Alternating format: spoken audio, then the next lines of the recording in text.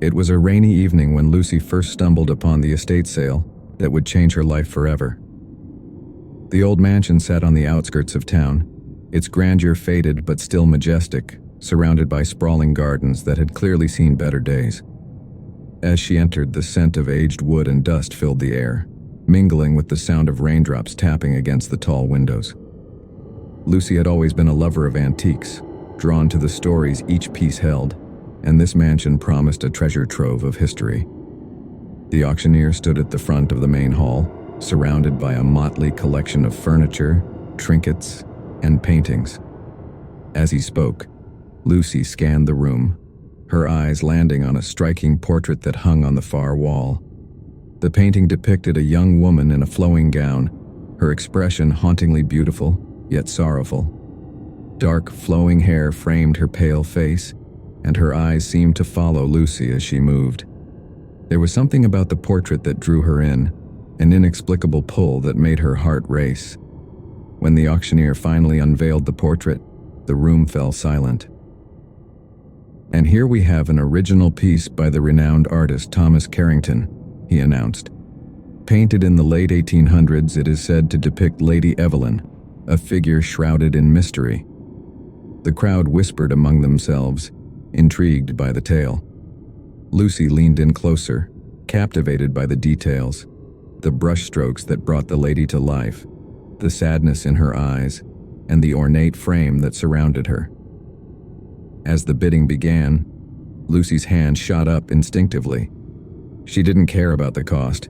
She had to have this portrait. The auctioneer's gavel struck, and she won the piece, her heart pounding with excitement and anticipation. After the auction, as Lucy loaded the portrait into her car, she felt a strange sensation, as if the painting was watching her, a shiver crawling down her spine. Shaking off the feeling, she drove home, eager to hang the portrait in her living room. Once the portrait was hung in her living room, Lucy admired it daily. However, it didn't take long for her to notice odd occurrences surrounding it. At first, it was subtle, a flicker of movement from the corner of her eye, the sensation of being watched. But as the days passed, the feelings intensified. One evening, while lounging on the couch, Lucy felt a chill in the air despite the warm temperature. She glanced at the portrait and was startled to see a flicker of light reflecting off its surface. Leaning closer, she inspected the painting for any signs of a light source but found none. Dismissing it as her imagination, she shrugged it off, but unease settled deep within her. That night, as she drifted off to sleep, she was jolted awake by a soft whispering sound. Confused, she sat up in bed, straining to hear. It sounded like a woman's voice, pleading and sorrowful, drifting through the air. Lucy's heart raced, and she fought the urge to hide under the covers. Gathering her courage, she stepped into the living room where the portrait hung in the dim light of the moon. "Lady Evelyn?" Lucy called out, half-jokingly, unsure of what she was doing. To her shock, the whispering grew louder, a cacophony of voices blending into one. "Help me?" they seemed to chant. The sensation of despair was palpable, wrapping around her like a shroud. Startled, she stumbled backward, her eyes locked on the portrait. The woman's expression appeared to change, her eyes glistening with tears, the sadness in them deeper than before. Lucy felt an overwhelming urge to help the figure in the painting, to uncover the truth behind her sorrow. Determined to learn more about Lady Evelyn and the history of the portrait, Lucy began her research. She discovered that Lady Evelyn was said to have lived in the mansion over a century ago, known for her tragic story of love and loss. Her husband had mysteriously disappeared, leaving her alone and heartbroken. As Lucy dug deeper, the whispers intensified, often following her throughout the house, leaving her with a sense of urgency that was impossible to ignore. The next day, Lucy visited the local library, determined to uncover more about Lady Evelyn's life. She combed through old newspapers and archives, piecing together fragments of a story that seemed all too real. As she read, Lucy felt a profound connection to the woman in the portrait, as if their souls intertwined across time. In a faded newspaper article, she discovered the tragic details of Evelyn's life. After her husband's disappearance, she had become a recluse, often seen wandering the estate, searching for her lost love. The town whispered tales of her ghostly figure drifting through the halls, her spirit forever bound to the place where her heart had shattered. But it was another article that caught her attention, a mention of a hidden room within the mansion. According to the article, Lady Evelyn had locked herself away in her despair, retreating to a hidden chamber where she would paint, hoping to capture the essence of her lost love on canvas. Lucy's heart raced at the thought of exploring this hidden part of the estate. It might hold the answers to why the portrait felt so alive, and why the whispers grew more insistent. Returning home, Lucy felt an urge to search her own house for any signs of the hidden room. As she scoured every inch of her home, she felt drawn to the attic. Climbing the creaky stairs, she entered the dimly lit space, filled with boxes and forgotten memories. The air was thick with dust, but Lucy pressed on, feeling a strange energy pulsing within her. After rummaging through old furniture and boxes, she noticed a trapdoor tucked away in the corner. Excitement surged through her as she grasped the handle, pulling it open with a creak.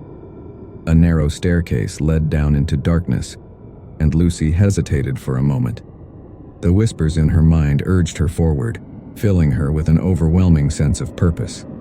Descending the stairs, Lucy felt the temperature drop, and the atmosphere thickened around her. The darkness enveloped her like a fog, but her heart raced with anticipation. Reaching the bottom, she flicked on her flashlight, illuminating a small, dimly lit chamber. The walls were lined with paintings, some unfinished, others vibrant and full of life, each one telling a story of its own. In the center of the room, she spotted an easel with a canvas still blank, untouched. The air hummed with energy, as if the room itself was alive with Lady Evelyn's spirit. Lucy stepped closer, her breath hitching in her throat. Here, in this hidden sanctuary, she felt Evelyn's presence more than ever. On a small table, she discovered an ornate box covered in intricate designs. With trembling hands, she opened it, revealing a collection of letters tied with a faded ribbon. Each letter was addressed to Evelyn's beloved, detailing her longing, her pain, and her unyielding hope for his return. Tears welled in Lucy's eyes as she read each heartfelt word, realizing the depth of Evelyn's love and loss.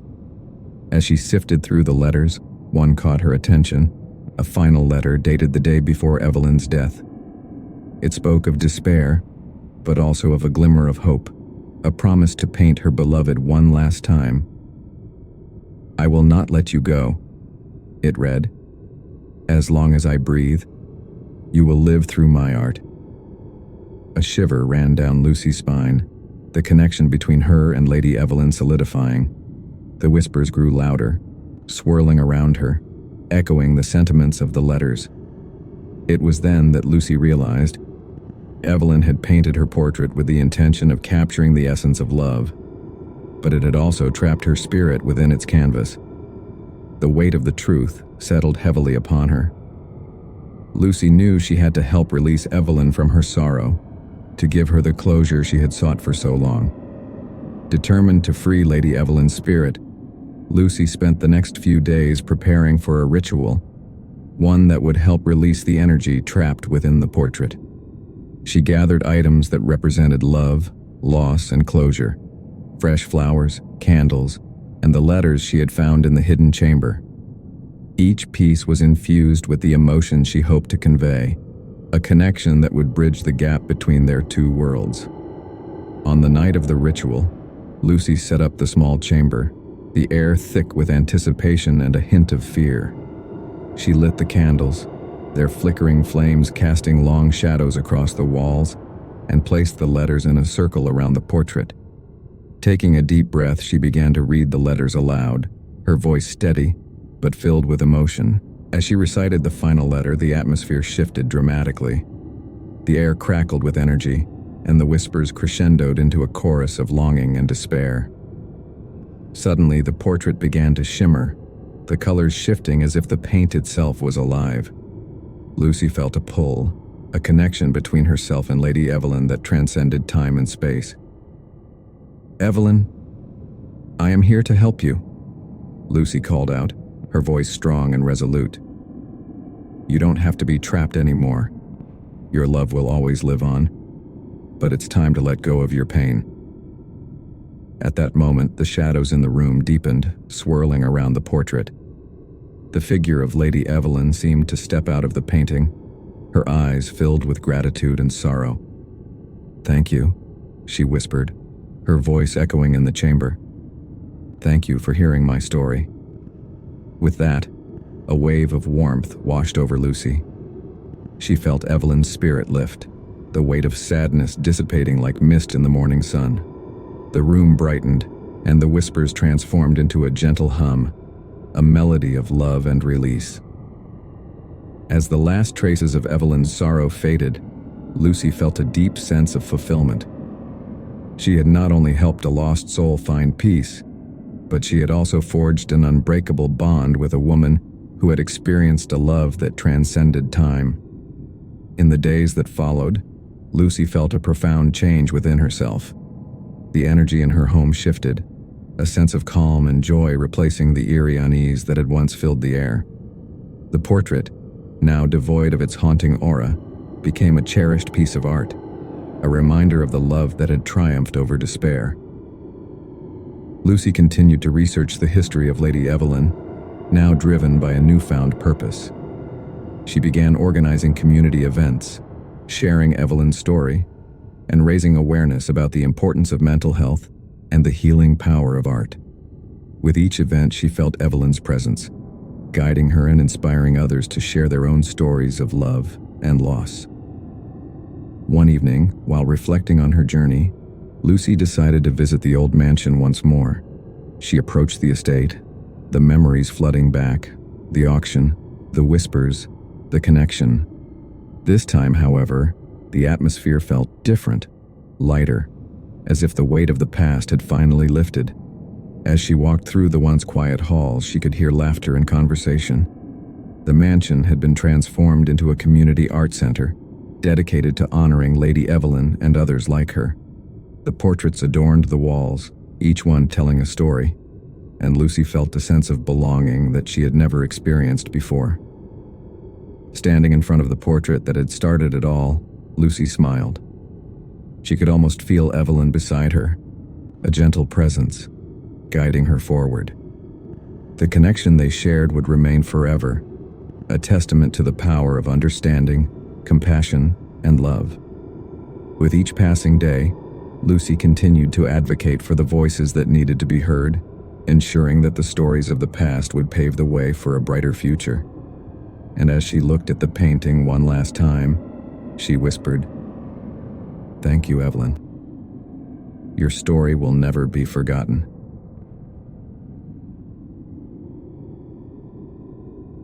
It was a chilly autumn evening when a group of friends, Alex, Mia, Jason, and Tara, gathered around a crackling bonfire.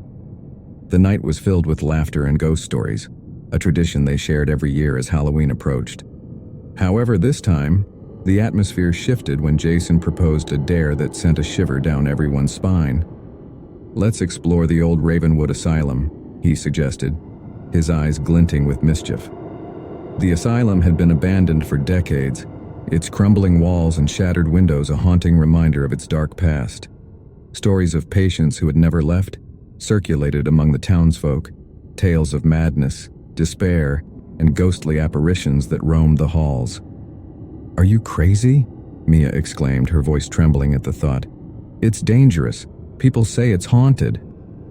"Exactly. That's what makes it fun," Jason argued, his excitement infectious. "Besides, we'll be fine. Just a quick look around and we can say we did it." After much debate, fueled by curiosity and the thrill of adventure, the group reluctantly agreed. They gathered flashlights, snacks, and a camera, determined to document their exploration. As they made their way to the asylum, the air grew colder, and an unsettling silence enveloped them. Once they arrived, the building loomed ominously against the moonlit sky, its silhouette a dark figure of desolation. The rusted gates creaked open, revealing an overgrown path leading to the entrance. Each step echoed like a heartbeat, and with every footfall, the weight of the asylum's history pressed upon them. "Are we really doing this?" Tara asked, her voice barely above a whisper. "Yes," Jason replied, his determination unwavering. "Let's make this a night to remember." As they stepped inside, the air thickened and a chill swept through the foyer. The walls were lined with peeling paint and remnants of the past. Broken chairs, tattered sheets, littered the floor. The faint sound of dripping water echoed in the distance, adding to the eerie ambiance. With their flashlights illuminating the darkness, the group cautiously ventured deeper into the asylum.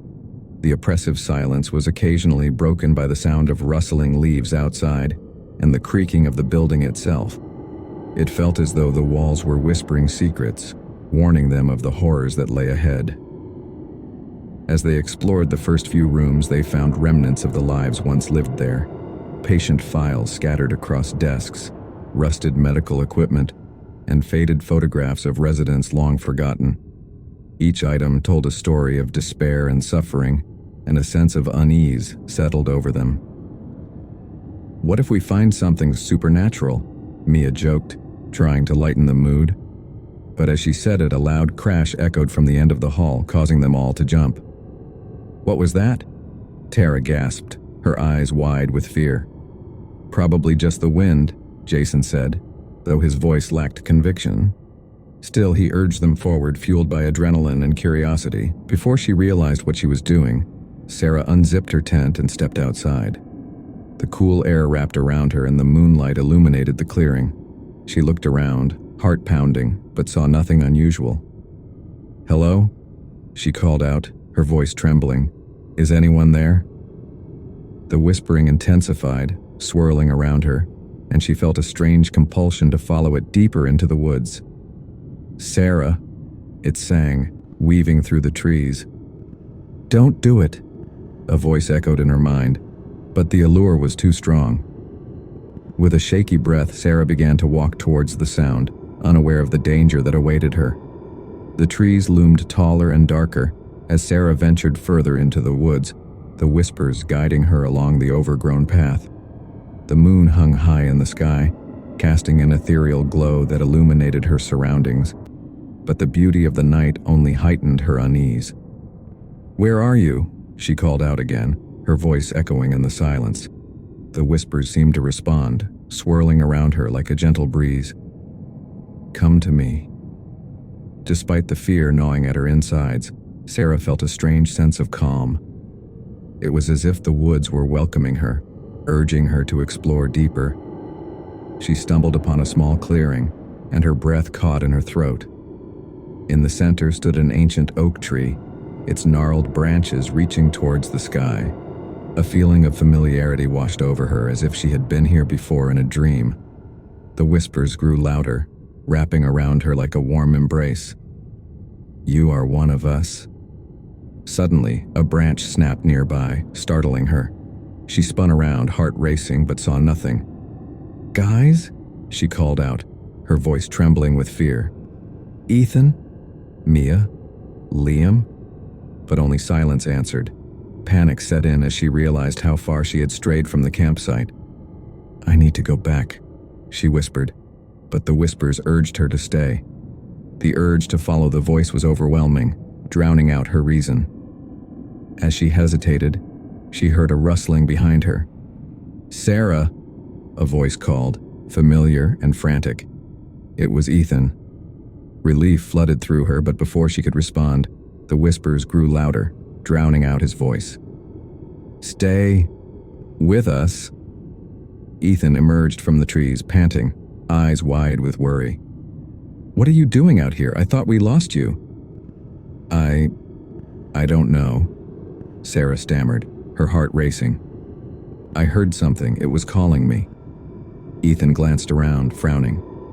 "We need to get back to the campsite. This isn't right." But before they could turn, a chilling wind swept through the clearing, sending leaves swirling around them.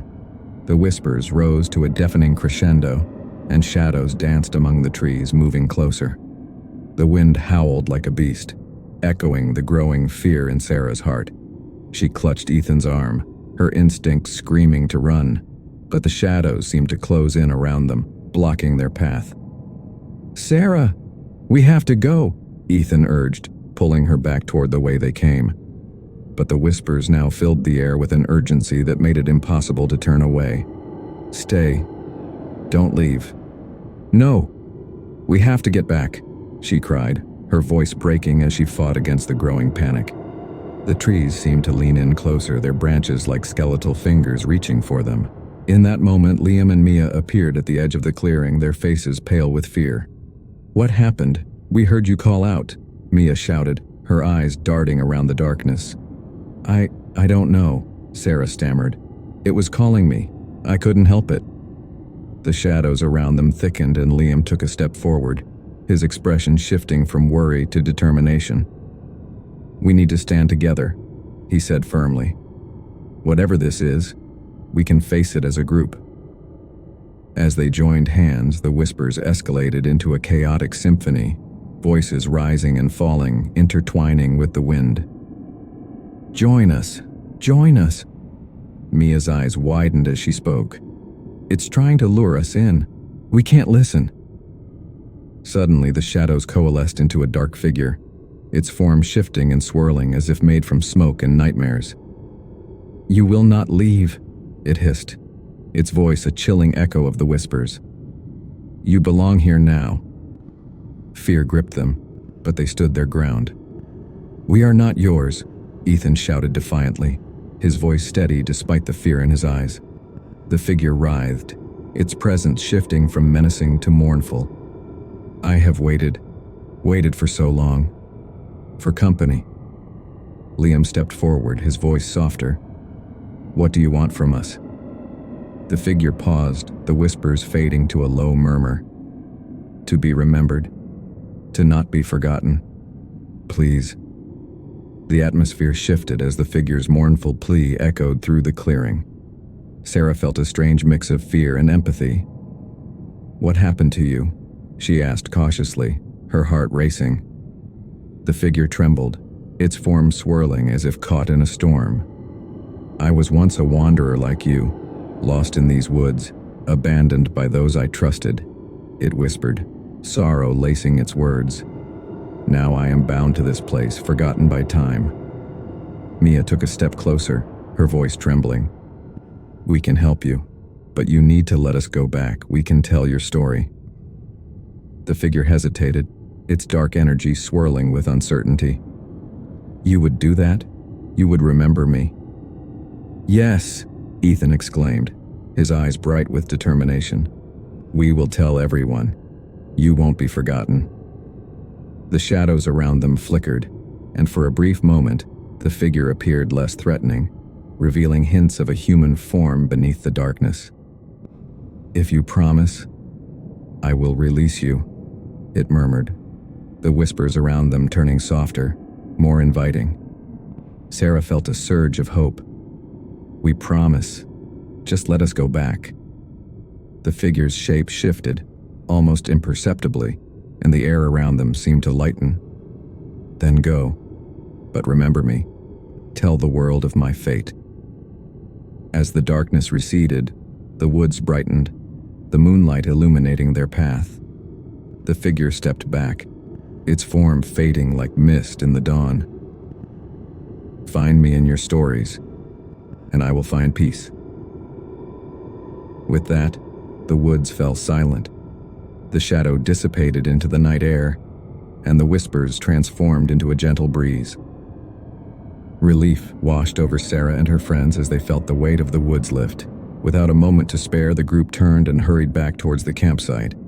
The shadows that once loomed over them had vanished, leaving the path clear. Sarah's heart raced, a mix of exhilaration and fear surging through her. As they reached the clearing where their tent stood, they paused, exchanging glances filled with disbelief. "Did that just happen?" Mia asked, breathless. Ethan nodded, still shaken. "I can't believe we encountered something like that." "We have to get out of here," Sarah said firmly, her voice steadying. We promised to tell its story. Liam gathered their belongings, moving quickly. Let's pack up. We can talk more when we're safe.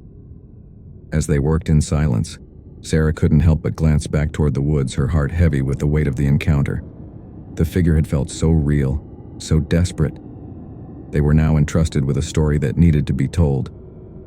With everything packed, they made their way to the car, the tension lifting as they stepped onto the main road. The sun began to rise, casting a golden glow over the trees, transforming the once menacing woods into a place of beauty. As they drove away, Sarah looked back one last time, the whispering breeze tickling her ears. "I will remember you," she whispered into the morning light. "Me too," Ethan added softly, and the others nodded in agreement. They left Whispering Pines behind, but the memory of their night would stay with them forever, a chilling reminder of the spirits that wandered in search of companionship and the power of their stories to keep them alive.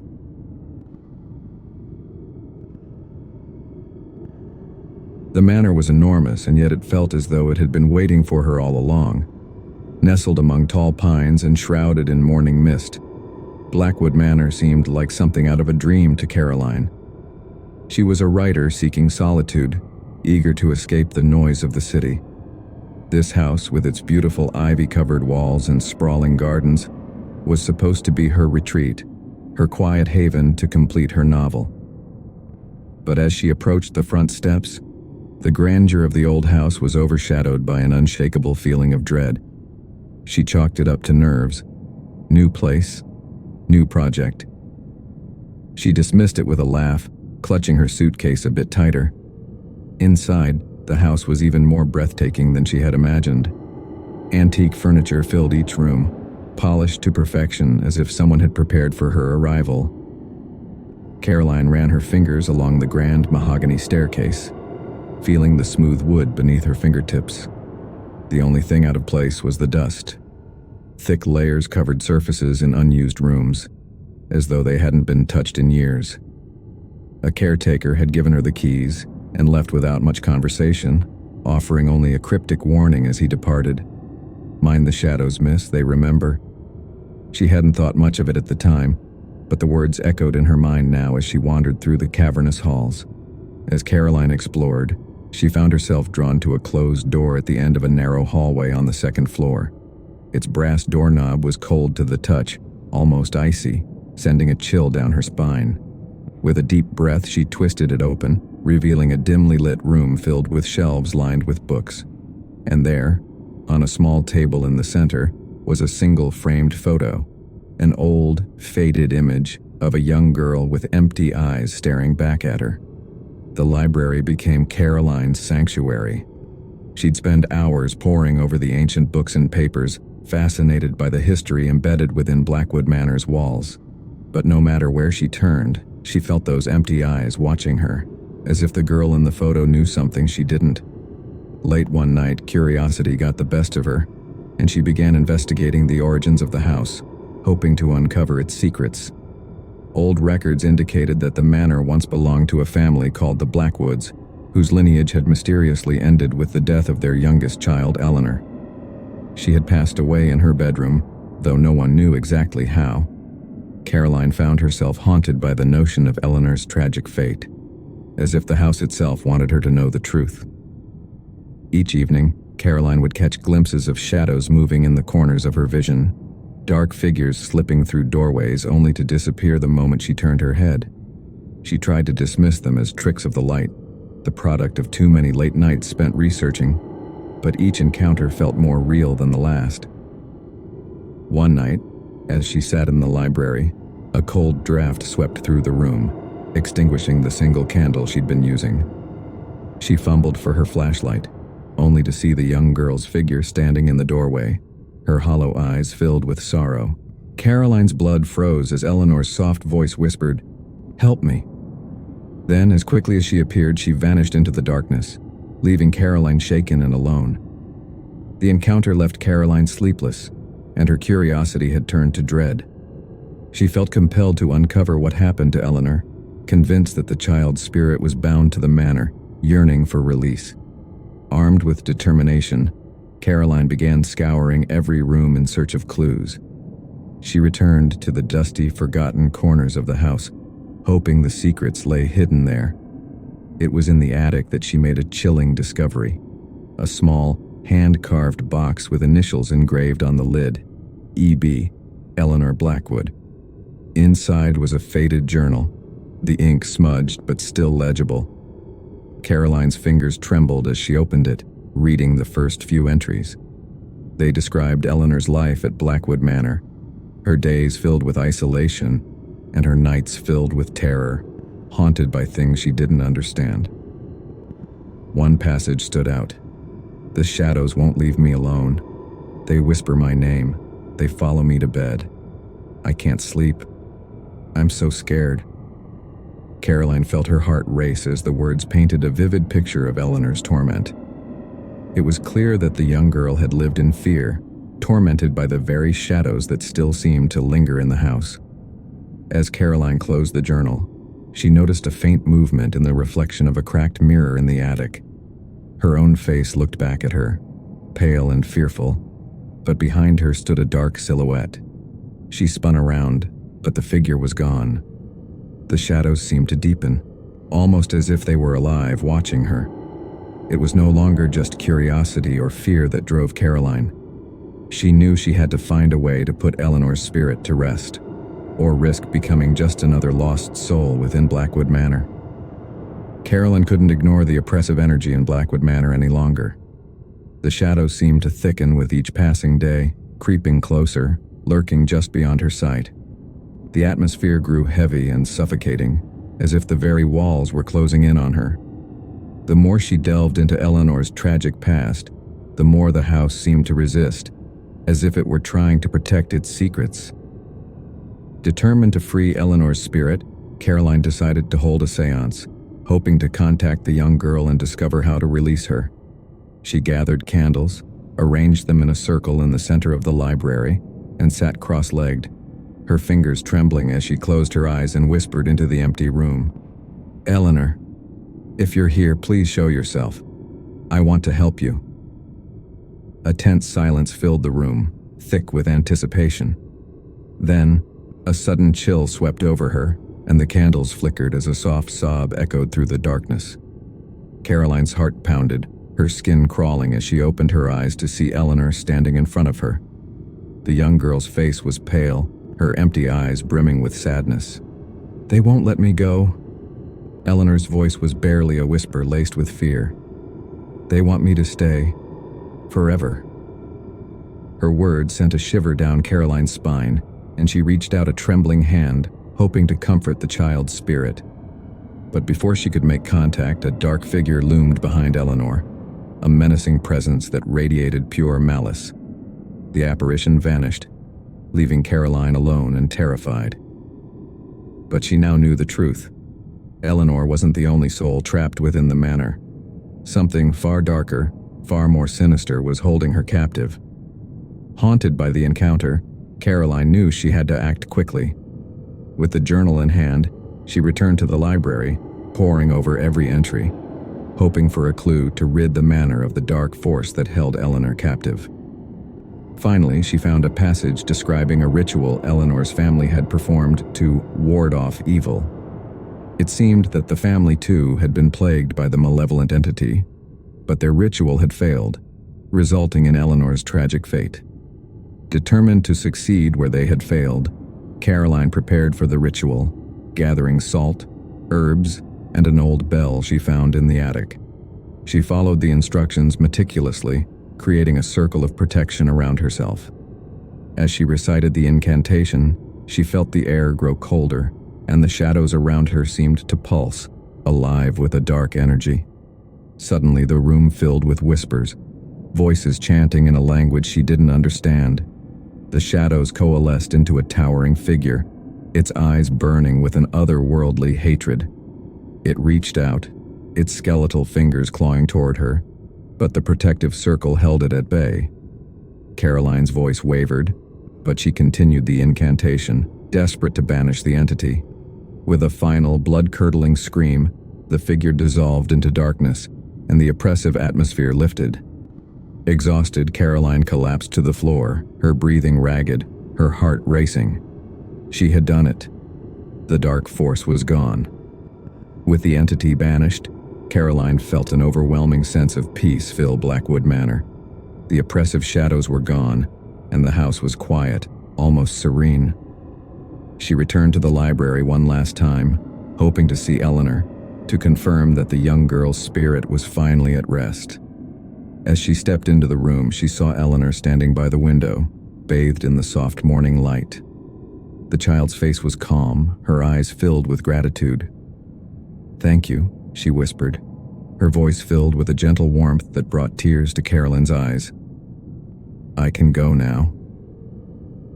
Caroline watched as Eleanor's form grew faint, her figure dissolving into a soft, golden light that filled the room before fading into nothingness. The house was finally free, and so was Eleanor.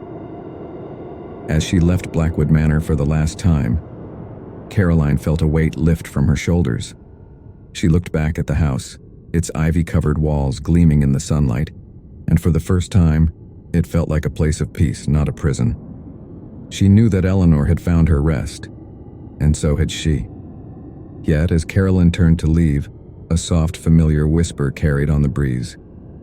"Remember me." She paused, a faint smile touching her lips. She would never forget Eleanor or the harrowing journey they had shared. Blackwood Manor was a part of her now, and she carried its secrets with her as she walked away, leaving the haunted past behind.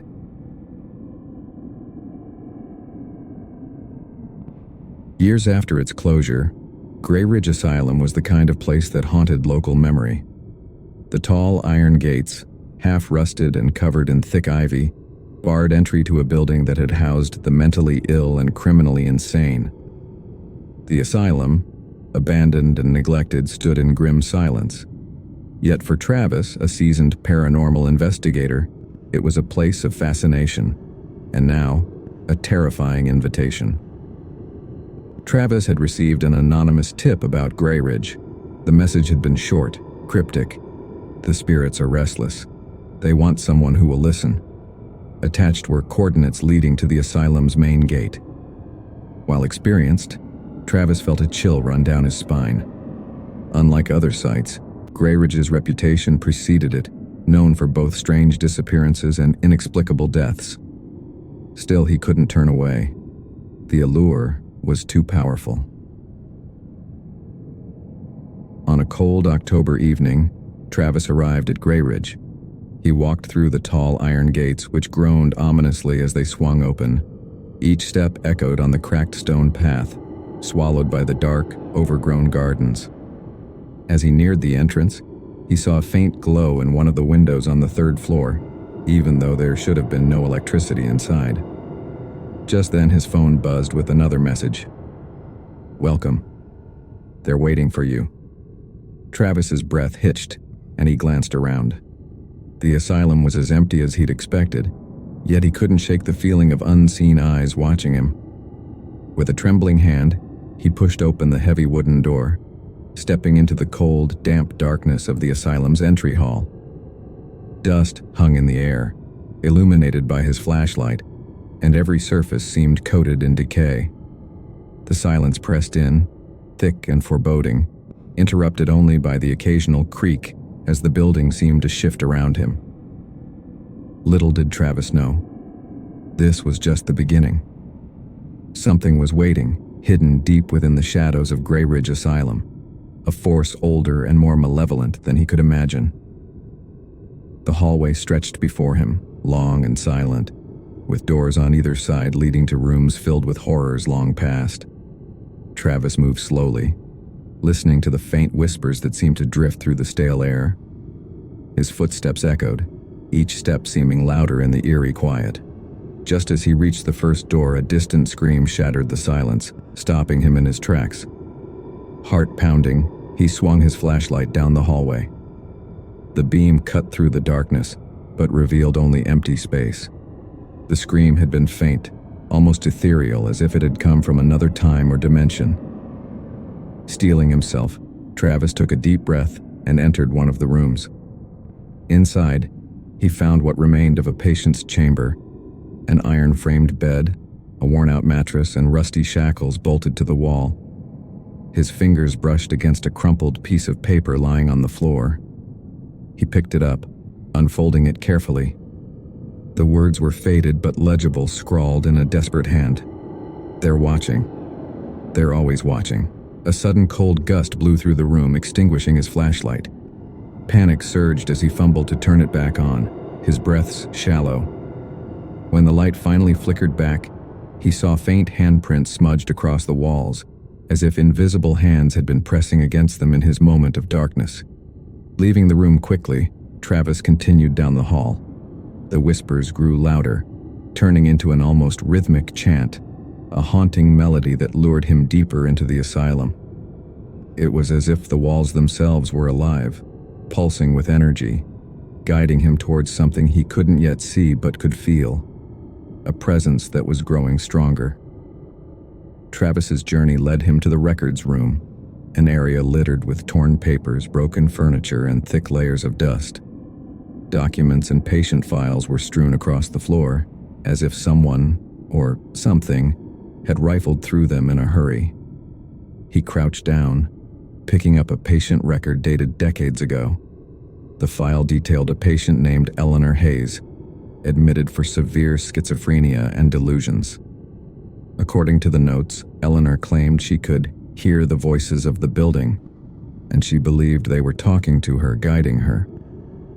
A chilling statement was underlined at the bottom of the page. Patient reported seeing a shadowed figure watching her at night. Claims it speaks her name. As Travis absorbed the details, he heard a faint rustling behind him. He froze, his grip tightening on the paper. When he turned, he found himself face to face with the shadow he'd read about. It stood in the doorway, indistinct yet menacing, its dark form almost blending with the shadows around it, its head tilted, as if studying him. Travis's body went rigid. Every fiber of his being screamed to run, yet he remained frozen, locked in the gaze of the figure. After what felt like an eternity, the shadow faded into the darkness, but its presence lingered, an echo in the silent air. Shaken, he put the file back down, determined to dig deeper. Something was very wrong at Grey Ridge, and he was beginning to suspect that Eleanor's delusions were closer to the truth than anyone had believed. As Travis continued exploring, he found himself drawn toward the basement. The stairs leading down were narrow and steep, with only a single flickering light bulb illuminating the way. The air grew colder with each step, thick with an unspoken dread that settled in his chest like a heavy stone. At the bottom, he found a large metal door, slightly ajar. The sight was unsettling, as if someone had deliberately left it open to invite him in. Taking a deep breath, he pushed the door open and entered a vast room filled with rusted metal equipment and strange markings scrawled across the walls in what looked like dried blood. The symbols were crude but unmistakably ritualistic. In the center of the room was an old, weathered chair with leather straps hanging from its arms and legs, a remnant of the asylum's brutal history. As he approached, he noticed something even more disturbing.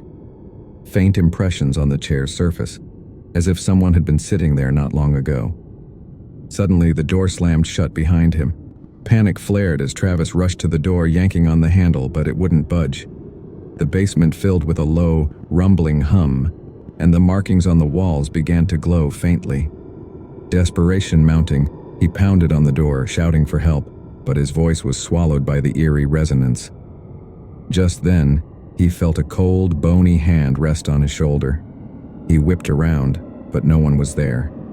Yet, the grip tightened, and a voice whispered in his ear, "You shouldn't have come here." Travis's heart raced as he spun around, searching for the source of the whisper. The basement felt like it was closing in on him, the walls pulsating as if the asylum itself was alive and breathing, waiting for something, or someone. The echo of his own heartbeat thudded loudly in his ears, drowning out everything else. As he turned, his flashlight flickered again, the beam casting erratic shadows on the walls. That's when he noticed them. The markings weren't just random. They formed a circle around the chair, a sinister pattern leading to a chalk-drawn sigil at its center. The symbol looked ancient, filled with geometric shapes and lines, reminiscent of something he had studied in his research about occult practices. Suddenly, a chilling wind swept through the room, causing his flashlight to dim momentarily. In that fleeting darkness, he felt the presence again, heavier this time, as if it had materialized right behind him. Travis's instinct screamed at him to run, but he stood rooted to the spot, compelled to uncover the truth about this place. Gathering his courage, he stepped closer to the chair, scanning the surrounding walls. Scattered remnants of old patient records lined the shelves, many burned at the edges. He reached for a file still intact, flipping through the pages. His eyes widened as he stumbled upon Eleanor's name once more. The last entry described a night filled with terror. The spirits have awakened. They seek a voice. Tonight, the ritual will be complete. With this newfound information, he began to piece together the asylum's horrific past. The spirits of the patients had never truly left. They were bound to the building, hungry for recognition, for acknowledgement of their suffering. Suddenly, the entire room shook, a cacophony of anguished screams piercing the air. They sounded like echoes of the tortured souls who had endured the asylum's cruel experiments. With renewed urgency, Travis pushed against the door again, and this time it burst open, swinging wide to reveal the darkened hallway behind him. He rushed out, the screams of the past echoing behind him as he made his way back to the first floor, desperate to escape the building and its grasp. Bursting into the main hallway, Travis felt momentarily safe but knew he couldn't leave without understanding what had truly happened in Greyridge. The building throbbed with energy, the air thick with anticipation as he reached the entrance, but an overwhelming urge pulled him back. It was as if the asylum was calling him to finish what he had started. Ignoring his instincts, Travis retraced his steps back toward the source of the whispers, the basement. Each step felt heavier, as if the very ground was resisting his movement. The air grew colder, and shadows flickered at the edges of his vision. He could sense the anger and sadness of the souls trapped within these walls. They had suffered so much, and now they craved release. As he reached the basement again, the room was lit with an unnatural glow. The sigils on the walls shimmered ominously, pulsing like a heartbeat. In the center of the room, the chair stood waiting, and to his horror, he noticed a figure seated there, shrouded in darkness. "Welcome back, Travis," the figure said, its voice a distorted echo that reverberated throughout the chamber. As it leaned forward, the shadows coalesced to form the ghostly visage of Eleanor Hayes. Her eyes were wide, filled with a pleading sorrow that tugged at his heart. "You must help us break the cycle. We are trapped in this place, forced to relive our pain." Travis felt a wave of empathy wash over him. He understood now. Eleanor had been right all along. The asylum was not just a building, it was a prison for lost souls. "What do you need me to do?" he asked, voice trembling. Eleanor's form flickered, her ethereal presence shimmering like a candle flame. "You must complete the ritual," she urged.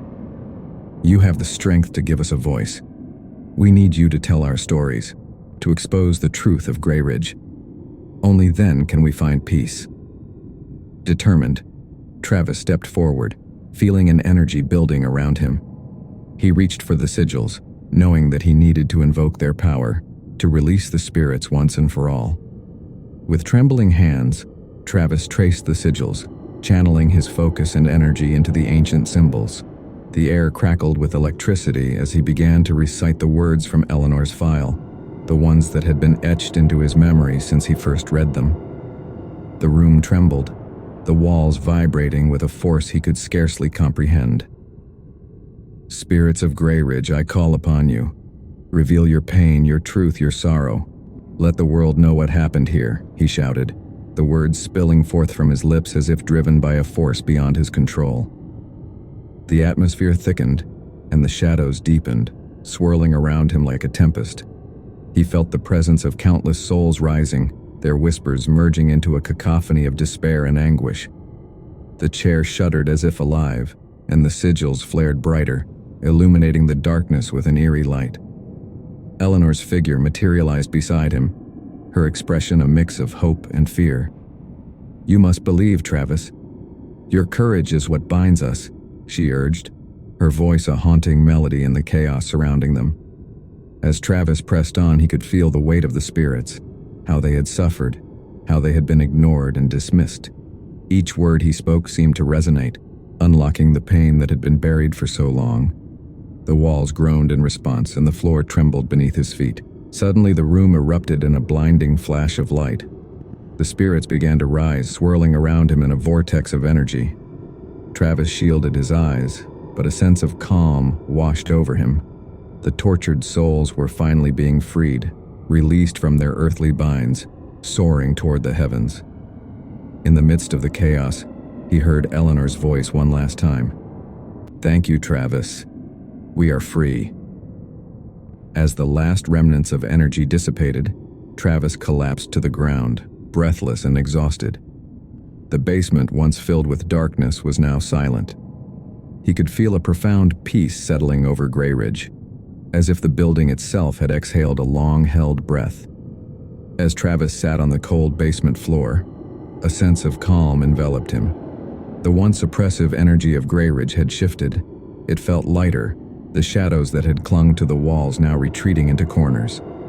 He could scarcely comprehend what had just transpired, but he knew deep within that he had changed the fate of the souls who had suffered here. Slowly, he rose to his feet, still feeling the remnants of the ritual pulsing through his veins. As he stepped back toward the door, he felt a gentle breeze wrap around him, carrying with it the whispers of gratitude from the souls he had freed. Each breath he took felt like a cleansing, washing away the darkness that had long plagued this place.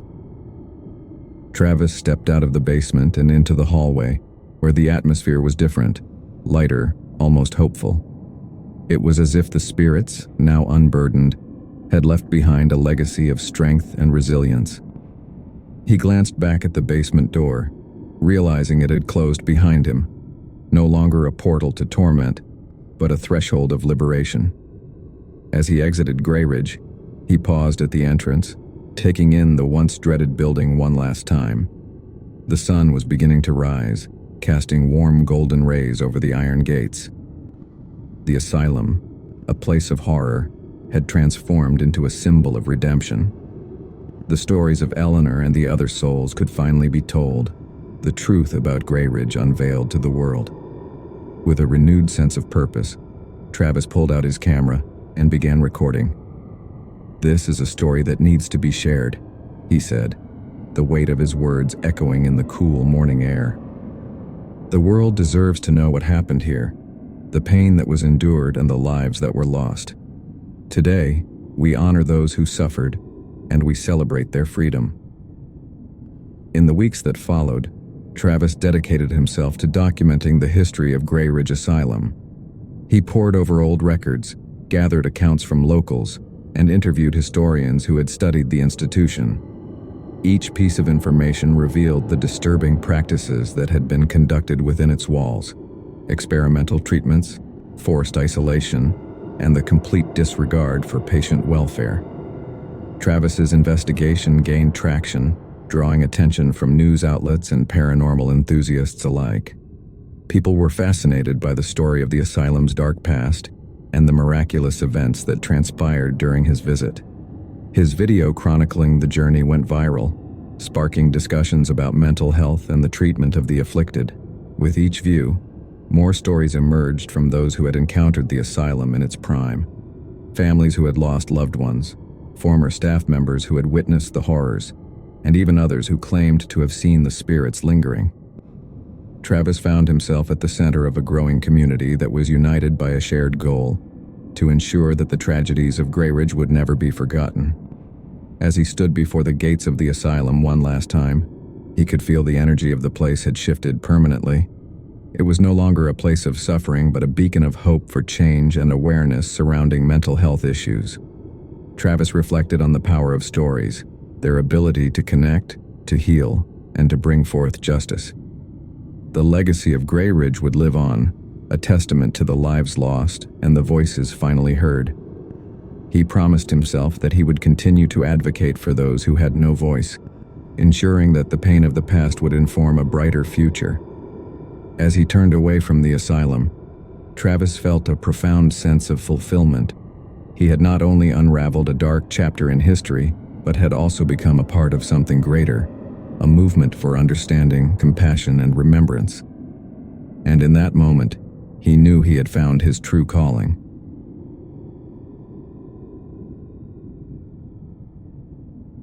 Eddie had always been the type to keep to himself. As a security guard, he preferred the late-night shifts, finding comfort in the quiet emptiness of the abandoned hospital. The building was colossal, with winding hallways, crumbling walls, and rooms that seemed frozen in time. But tonight was different. The hospital felt off. He settled into his usual routine, monitoring the security screens in the dimly lit control room. Flickering cameras revealed shadowy hallways and empty patient rooms, but his attention was soon drawn to a light in the north wing, a section of the hospital that had been closed off for years. The faint glow was strange. No one should be there. Eddie shook his head, laughing at himself for feeling spooked over a flickering light. "It's just old wiring," he muttered. But as he zoomed in on the feed, he saw something unsettling. There, in the corner of the screen, a shadow seemed to pass, barely noticeable yet unmistakably human-like. His pulse quickened. He couldn't ignore it any longer. Grabbing his flashlight, he stepped out into the corridor, the cold silence swallowing his footsteps. The walk to the north wing felt longer than usual. The air seemed thick, almost suffocating, and his every step echoed down the empty halls. He could swear he heard whispers, faint and chilling, like they were coming from just around the next corner. Stopping, he strained to listen, but the voices faded.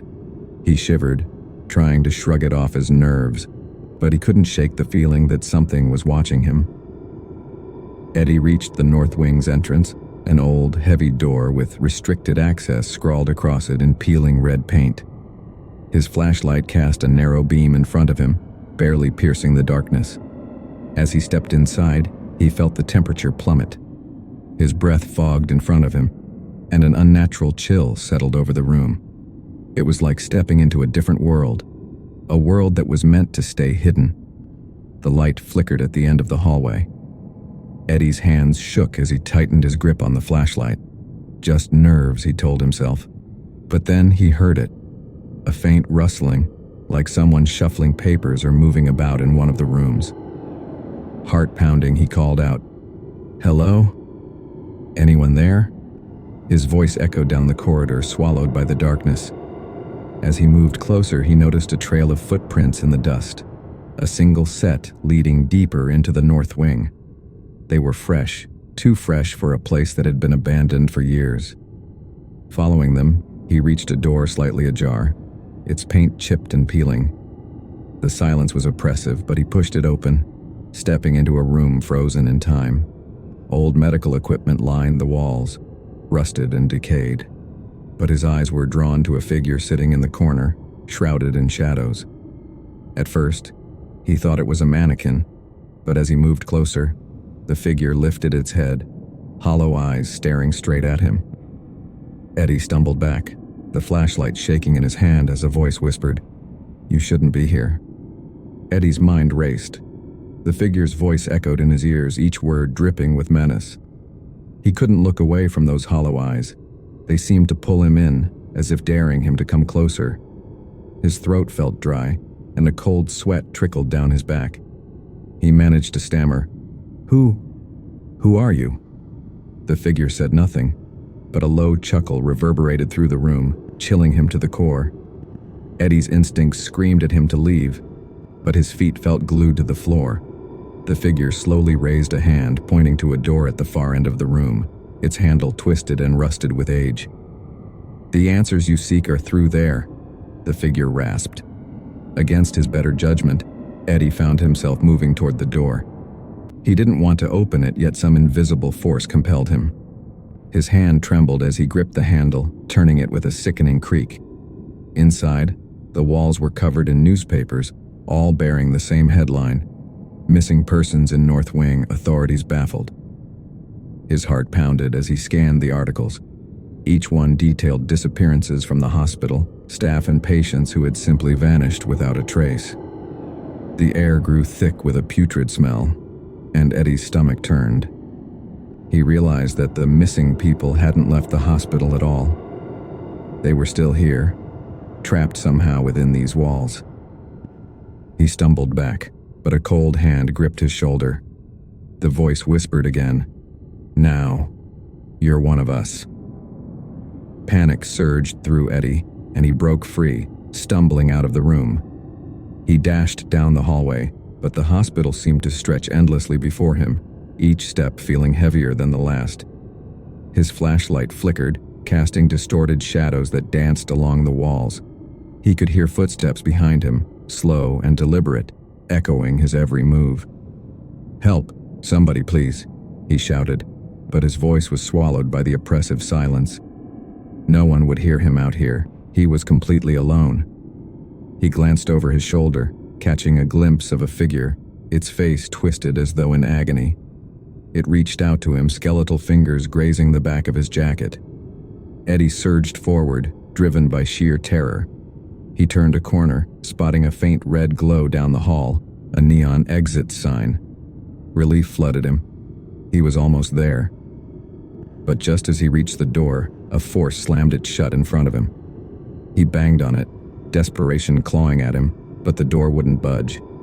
The whispers grew louder, surrounding him, pressing in from all sides. Shadows twisted and merged, forming shapes that slithered toward him. He was trapped, cornered, with no way out.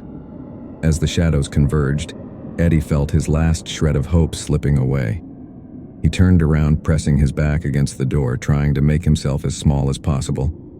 The figures loomed closer, their faces contorted in a grim parade of horror. Each one bore the same hollow eyes, eyes that had seen too much, suffered too long. Eddie shut his eyes, wishing he could wake from this nightmare, but it was no dream. A cold hand touched his face, pulling him forward. He opened his eyes, staring into the face of the figure from the room. "Welcome," it whispered, "to the North Wing." Eddie's mind reeled as visions flooded him. Faces of those who had come before him, each one trapped, wandering these haunted halls for eternity. He saw flashes of their despair, their helplessness, and finally, their surrender to the hospital's cursed walls. With his last ounce of strength, Eddie fought against the grip.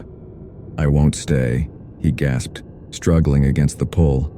But the shadows tightened, pressing against him, and he knew escape was impossible. The hospital had claimed him, just as it had claimed so many before. As his vision faded, he heard a voice, faint yet resolute. "There is no leaving the North Wing." As Eddie's consciousness wavered, he found himself in a surreal, dreamlike state. The hospital walls morphed around him, twisting in grotesque shapes, whispering voices echoing his name. He tried to scream, but his voice was swallowed by the oppressive darkness. He was neither asleep nor fully awake, trapped in a liminal space that felt both alive and dead. Gradually, Eddie's vision cleared. He found himself standing in a vast, dimly lit corridor. This was no longer the familiar hospital he had known. The walls were covered in shadowy figures, frozen in anguished poses, their hollow eyes following his every move. He stumbled backward, his breath coming in short, panicked gasps. A familiar voice broke the silence. "Welcome to eternity, Eddie." He turned, and there, towering over him, was the same figure from the North Wing, its face a grotesque mask of horror and decay. "You wanted to know the truth," it rasped, each word dripping with malice. "Now you're part of it." Eddie felt a sudden weight settle on his shoulders. He looked down and saw that his hands were aging, wrinkling before his very eyes. His body grew heavy, as though it were turning to stone. The whispers grew louder, voices of past souls echoing around him, joining in a macabre chorus of despair. Desperate, Eddie clawed at his face, his skin peeling away like dust. His last thought, before he fully succumbed to the curse of the hospital, was that he had become one of them, a lost soul forever bound to haunt these halls, to be feared by the next unfortunate watchman who dared to venture into the North Wing.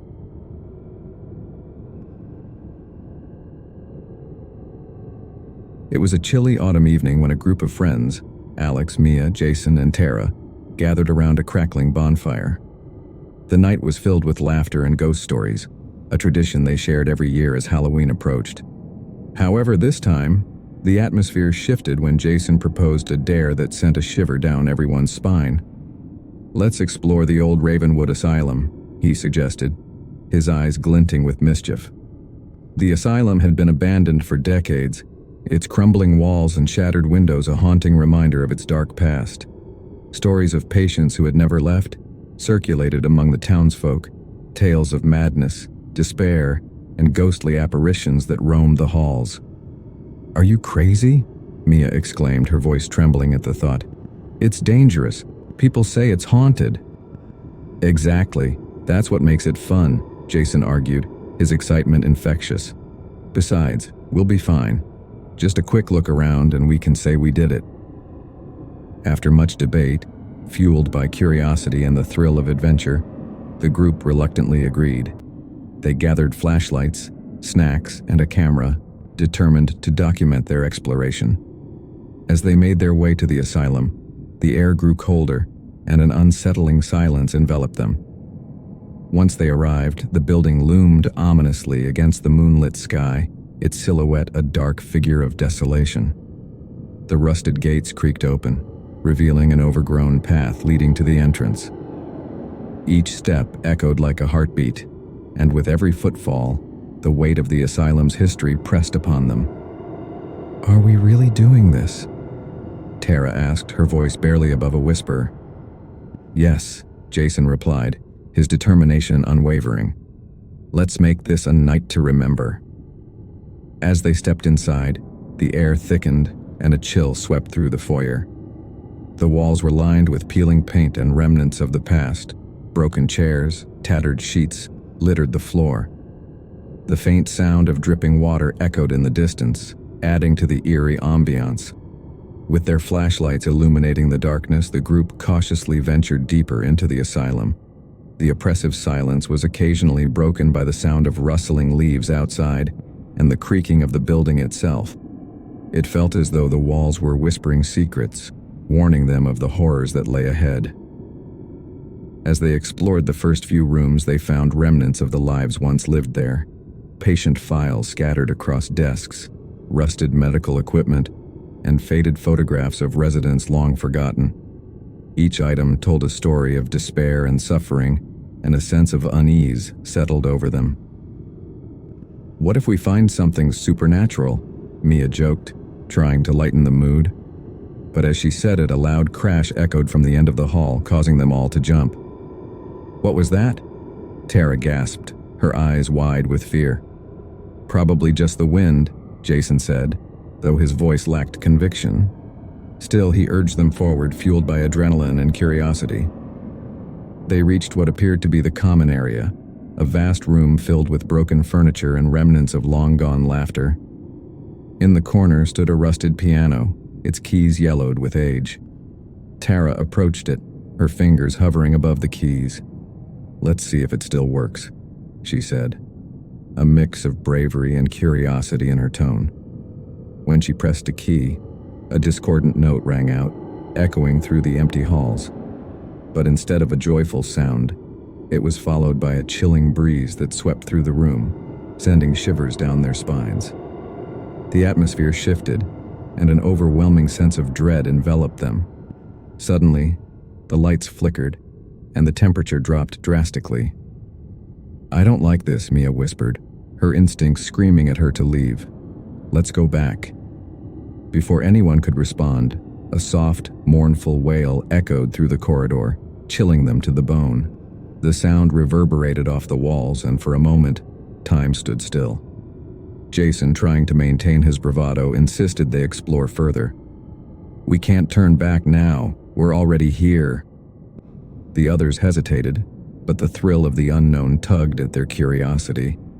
They continued down the hallway, each step heavy with trepidation. As they ventured deeper into the asylum, the atmosphere grew heavier, as if the very walls were saturated with sorrow. They stumbled upon a room marked Isolation, its door ajar. Curiosity piqued, they cautiously entered, revealing a small, dimly lit space with padded walls and a single flickering light bulb hanging from the ceiling. Inside, they found more remnants of the past, torn straitjackets and rusted restraints, remnants of a time when the patients had been treated with brutal methods. The sight sent a wave of nausea through Mia, and she instinctively stepped back. "This place is terrible, we should leave," she urged. Suddenly, a soft, childlike laughter echoed through the room, freezing them in place. "Did you hear that?" Tara whispered, her eyes wide with fear. Before anyone could respond, the lights flickered violently, plunging them into darkness for a split second. When they returned, they saw a shadowy figure standing in the corner, its features indistinct but exuding an air of sorrow and longing. Jason's bravado faltered, and he stepped back, fear etched on his face. "What is that?" he stammered. The figure seemed to float closer, its movements graceful yet haunting.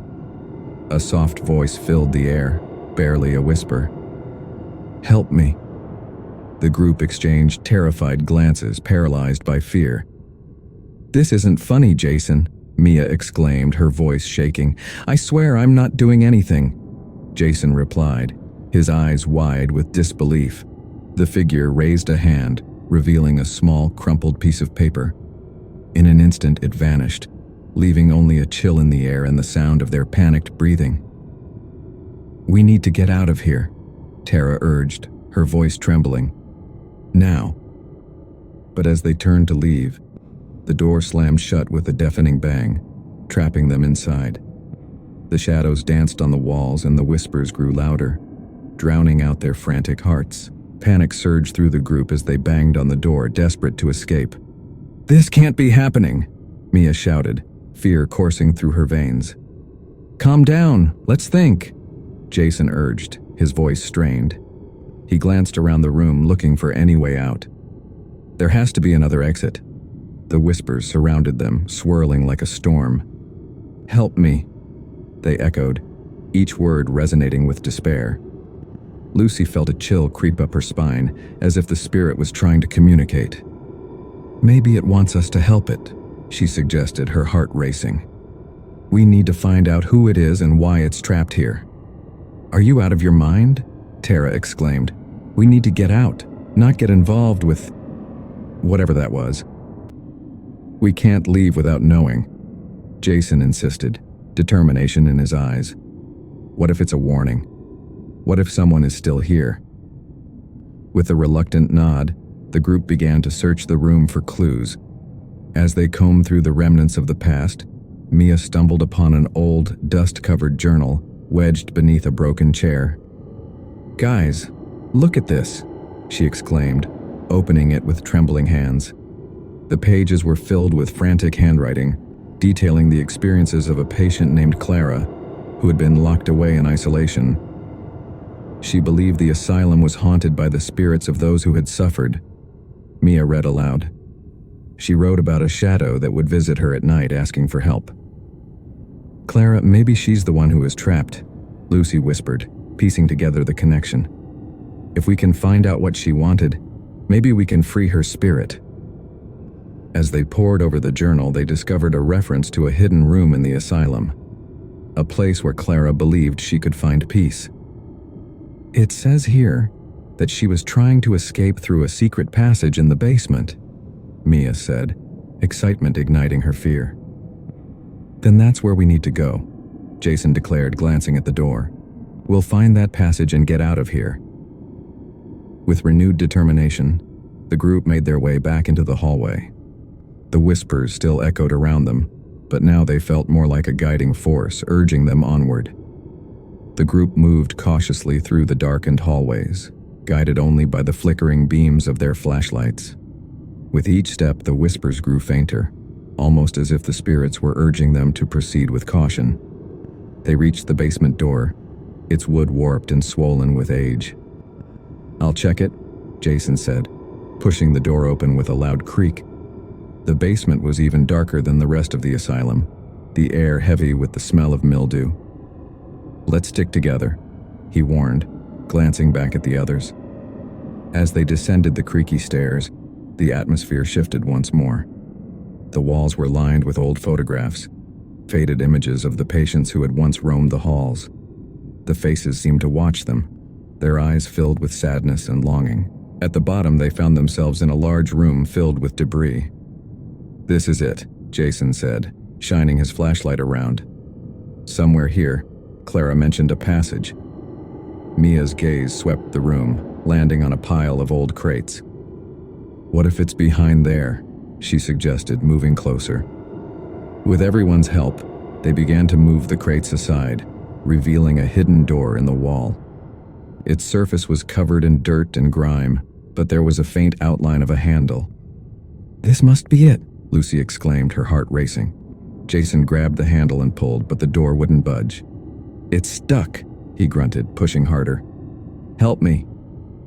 They all took turns pulling and pushing until, with a loud crack, the door swung open, revealing a narrow passageway that led into darkness. The air was cooler, carrying a faint scent of lavender, an odd contrast to the damp, musty odor of the asylum. "Are we really doing this?" Tara asked, hesitation creeping into her voice. "We have to," Jason replied, determination in his eyes. This could be our only chance to help Clara. With flashlights in hand, they entered the passage, the walls narrowing as they progressed. The air grew thicker, heavy with anticipation. They felt an unseen presence guiding them, urging them forward. As they moved deeper, the whispers returned, clearer now, and they could hear Clara's voice distinctly. "Help me, please." The passage twisted and turned, leading the group deeper into the darkness. With every step, the whispers grew louder, merging into a haunting melody that wrapped around them like a shroud. The air felt electric, charged with emotion as they approached a dim light at the end of the corridor. "What if this leads us to something worse?" Tara questioned, fear gripping her heart. "We can't turn back now," Jason insisted, moving forward with resolve. "We have to find her." As they reached the end of the passage, they entered a small chamber bathed in an ethereal glow. The room was filled with old, dusty furniture, and in the center stood an ornate mirror, its surface cracked but still reflecting a flicker of light. Suddenly, Clara's spirit appeared before them, her form shimmering and translucent. "Thank you for coming," she whispered, her voice filled with gratitude. "I have waited so long for someone to help me." Mia stepped forward, her heart racing. "What do you need us to do?" she asked, sensing the weight of Clara's sorrow. "I was trapped here, forgotten by the world," Clara explained, her eyes glistening with unshed tears. "I cannot find peace until someone hears my story. Please, remember me." Tara felt a surge of empathy. "We will tell your story, Clara. You won't be forgotten." As the words left her lips, the air around them shimmered with energy. Clara's spirit smiled, a look of relief washing over her. "Thank you. That is all I need." But as the group began to step back, a shadowy figure emerged from the corner of the room, a malevolent presence that had lingered feeding off Clara's despair. It loomed larger, its dark tendrils reaching out toward them, intent on keeping them trapped as well. "We have to go!" Jason shouted, pulling Mia and Tara back toward the exit. "Hold on!" Lucy cried, suddenly struck with an idea. "Clara, we need you to fight back!" Clara nodded, gathering her strength. She focused on the mirror, its surface swirling with energy. "You cannot keep me here," she declared, her voice rising against the shadow. The dark figure shrieked, a sound that reverberated through the chamber. The mirror pulsed with light, illuminating the room and casting the shadow back. "You will not take them," Clara shouted, her form growing stronger. With a final burst of energy, Clara unleashed a blinding light that enveloped the room. The shadow shrieked one last time before dissolving into the darkness, leaving behind a stillness that felt almost sacred. As the light faded, Clara's spirit stood before them, now radiant and free from the weight of her sorrow. "Thank you," she whispered, her voice filled with warmth. "You have given me the gift of freedom." Mia felt tears well up in her eyes as she watched Clara transform. "You deserve peace," she said, her voice trembling with emotion. "We'll share your story, and you won't be forgotten." Clara smiled, her ethereal form shimmering. "Remember me not in pain but in love. I will always be with you." With that, she began to fade, her spirit lifting into the air like a gentle breeze. The warmth enveloped the room, a comforting presence that replaced the heaviness of the asylum. The group stood in awe, feeling the energy shift around them, as if the asylum itself sighed in relief. "We did it," Jason said, his voice filled with disbelief. "We actually did it." "Let's get out of here," Tara urged, glancing around nervously. "I don't want to be here any longer." They quickly retraced their steps through the narrow passage, the air now lighter, as if the weight of the asylum's history had lifted. As they emerged back into the main hallway, the atmosphere felt transformed. What once had been cold and foreboding now resonated with a sense of peace. Bursting out of the asylum, the group breathed in the fresh night air, feeling the chill of autumn wrap around them like a comforting blanket. They glanced back at the old building, its silhouette now less menacing, almost peaceful in the moonlight. "Can you believe it?" Mia exclaimed, her heart racing. "We faced a ghost and helped her." Jason nodded, a mix of excitement and disbelief in his eyes. "This will be a story to tell for years to come." The friends gathered around the bonfire once more, the flames dancing as they shared their incredible experience at Ravenwood Asylum. The air was filled with the sounds of crackling wood and their animated voices as they recounted every chilling detail of their adventure. "Can you imagine the look on my face when Clara appeared?" Jason laughed, reliving the moment. "I thought I was going to faint." Mia nodded, her voice filled with emotion. "It was terrifying but also beautiful. I can still hear her saying thank you and it gives me chills." As they reminisced, Tara pulled out her phone, scrolling through the pictures they had taken. "We should create a blog or a video to share our story," she suggested, excitement bubbling in her voice. "People need to know what really happened." "Absolutely. Clara deserves to be remembered," Lucy agreed, her heart swelling with purpose. "We can tell her story and raise awareness about the history of mental health treatment and the importance of compassion." With a shared vision, they began planning how to document their experience. They decided to return to the asylum during the day, equipped with cameras and notebooks to capture their findings. "We can film a tour, highlight Clara's story, and educate people about the reality of places like this," Mia said, her enthusiasm contagious. As they worked on their plans, the bond between them deepened. They had faced fear together, confronted the unknown, and emerged stronger. Their shared experience had transformed not just their perspectives but also the legacy of a long-forgotten soul. The fire crackled, sending sparks into the night sky, and for the first time, they felt a sense of closure. Clara's story would live on, and they were determined to honor her memory. As the night wore on, they shared more stories, laughed, and reveled in their friendship. The warmth of the fire wrapped around them, a comforting reminder of the light they had brought into the darkness. And as they gazed up at the stars, they knew that they had made a difference, one that would resonate far beyond that fateful night at Ravenwood Asylum.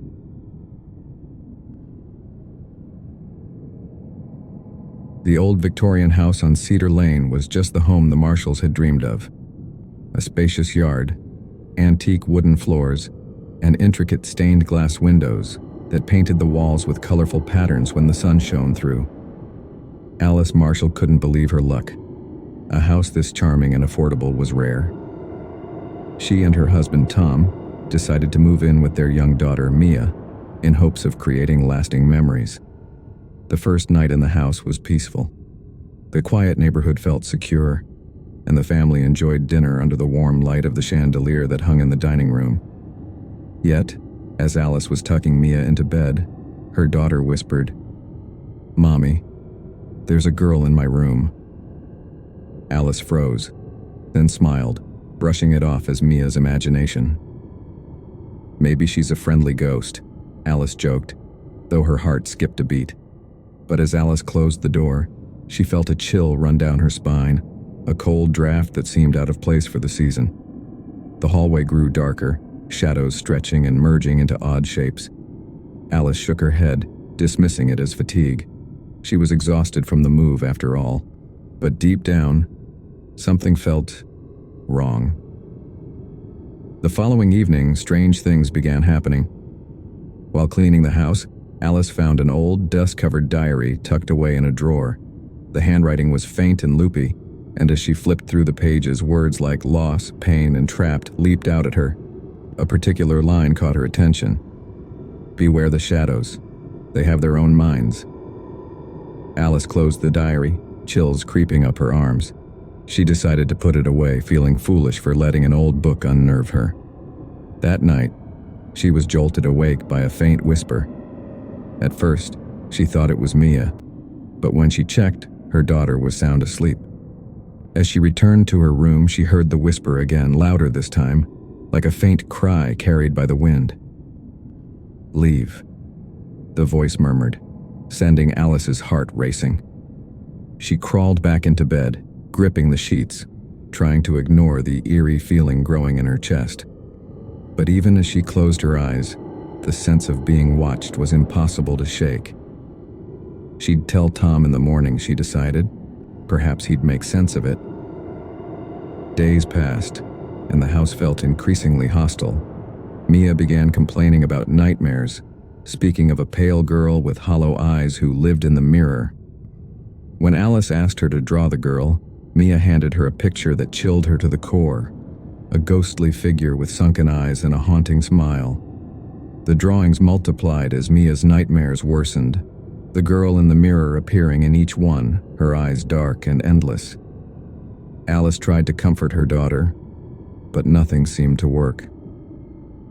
One evening, while passing the hallway mirror, Alice thought she saw a faint figure behind her, a young girl in a white dress, watching her intently. Heart pounding, Alice turned around, but the hallway was empty. Just as she dismissed it as a trick of the light, she heard a faint giggle echoing down the hall. Alice bolted up the stairs, her footsteps echoing loudly, feeling a strange heaviness in her chest. She'd never felt this kind of fear before, not in her own home. Desperate for answers, Alice began searching the house from top to bottom. In the basement, hidden behind a pile of old boxes, she found a small, rusted lockbox. Inside was a stack of letters, each one describing the same horrifying details.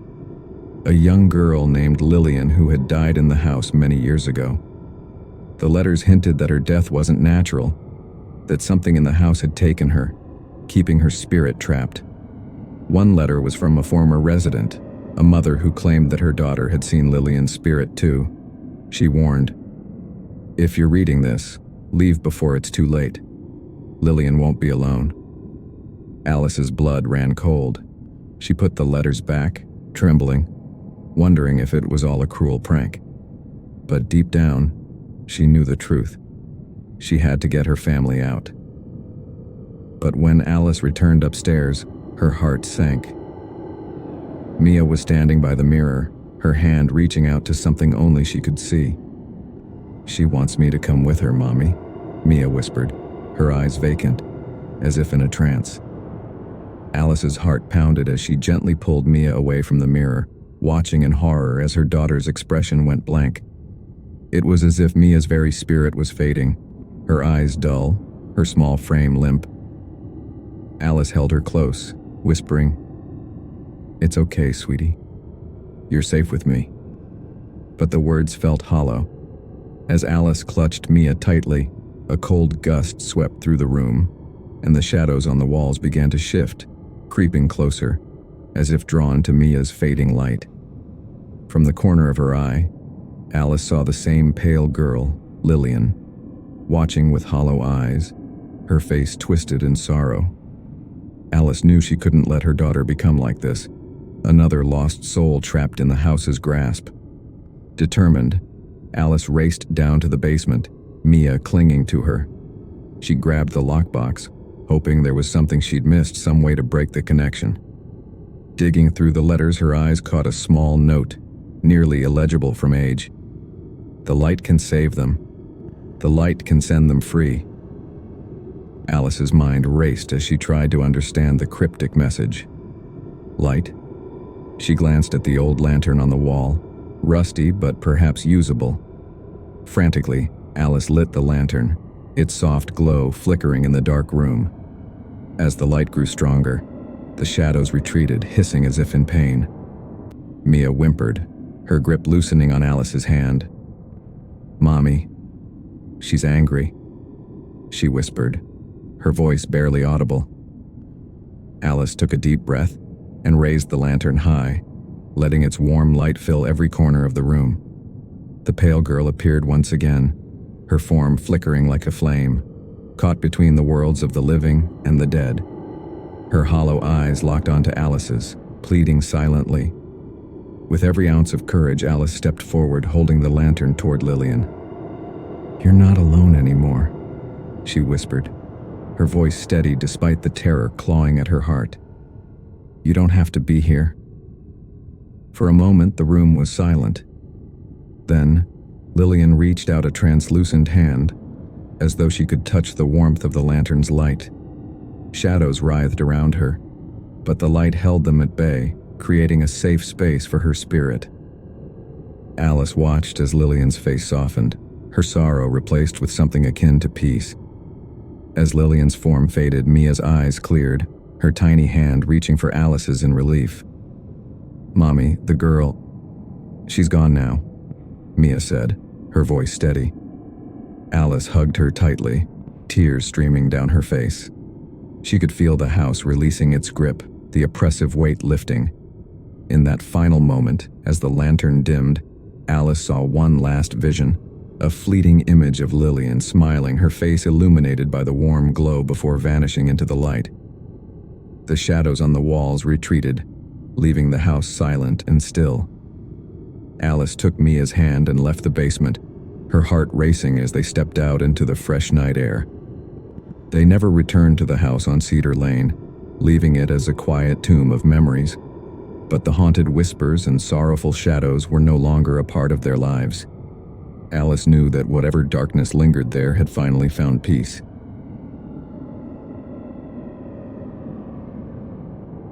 Nestled on the outskirts of a small, forgotten town stood Millwood Manor, a once grand estate that had fallen into disrepair. Rumors swirled among the townsfolk about the manor's dark past, tales of eerie noises and spectral apparitions. But for a group of friends, Ella, Jake, Sam, and Chloe, the allure of an adventure outweighed the warnings. "It'll be fun. Just a bunch of ghost stories and a night in a spooky old house," Jake insisted, his eyes gleaming with excitement as they drove towards the manor. Ella rolled her eyes but felt a twinge of excitement mixed with apprehension. As they approached, the moon illuminated the crumbling facade of Millwood Manor, casting long shadows that seemed to dance in the night air. "This place gives me the creeps," Chloe muttered, shivering despite her jacket. "Are we sure about this?" "Come on, it's just an old house. What's the worst that could happen?" Sam joked, nudging her playfully. They parked the car and stepped out, the chill of the autumn air sending shivers down their spines. The front door creaked ominously as they pushed it open, revealing a dark, dusty foyer. Cobwebs draped from the chandeliers, and the floorboards creaked beneath their feet as they stepped inside. "Let's explore a bit before we settle in," Ella suggested, trying to keep the mood light. They split up, each armed with a flashlight, determined to uncover the secrets of Millwood Manor. As they wandered through the dimly lit rooms, the sense of history wrapped around them. Each room seemed to hold its breath, as if waiting for their arrival. Shadows danced in the corners, and the air felt thick with unspoken stories. "Hey, check this out!" Jake called from the library, his voice echoing through the halls. They gathered around him, peering at a dusty old book lying open on a grand wooden table. It was filled with scrawled notes and drawings detailing the history of the manor and its previous inhabitants. "Look, it says here that a family disappeared under mysterious circumstances." Chloe read aloud, her voice trembling. "They say their spirits still haunt the place." "Perfect," Jake exclaimed, grinning. "This is going to be one epic night." But as they continued exploring, an unsettling feeling began to creep in.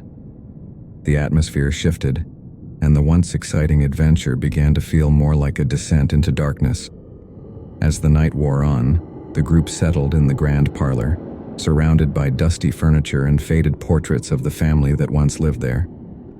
They gathered around a makeshift campfire, fueled by a few candles and logs they found in the fireplace. "Let's share some ghost stories," Sam suggested, his voice a mix of excitement and nervousness. "I'll go first." As he began his tale, the flickering candlelight cast eerie shadows on the walls, making the atmosphere feel even more sinister. Sam spoke of a haunted lighthouse, of ghostly sailors lost at sea. The others listened, captivated but wary, glancing at the dark corners of the room. When it was Ella's turn, she shared the story of a haunted doll that moved on its own, bringing a chill to the air. The tension in the room grew thicker with each story, the shadows seeming to close in around them. Chloe, feeling uneasy, glanced at the portraits lining the walls. "Do you think they're watching us?" she asked, her voice barely above a whisper. "Come on, it's just old paint and wood." Jake scoffed, trying to lighten the mood. But deep down, he felt a twinge of fear. As the stories continued, an unsettling chill filled the room. Suddenly, the lights flickered, plunging them into darkness for a moment. When they flickered back on, the candles burned low, casting an even dimmer light. "Did you feel that?" Sam asked, his eyes wide. It got really cold all of a sudden. Before anyone could respond, a loud crash echoed from the kitchen, followed by an eerie silence. Their hearts raced as they exchanged fearful glances. "Should we check it out?" Jake asked, trying to sound brave. Ella nodded, gripping her flashlight tightly. "We have to. It could be something." But her words were cut off as they heard a soft whispering echoing through the halls. "Get out! Get out!" Chloe gasped, her face pale. "What was that?" "It's just the wind," Jake said, though his voice trembled. "Let's go see what happened in the kitchen." They slowly made their way towards the sound, the once familiar hallways now feeling claustrophobic. As they approached the kitchen, the door stood slightly ajar, creaking as they pushed it open. The room was dark, the shadows hanging thick in the corners.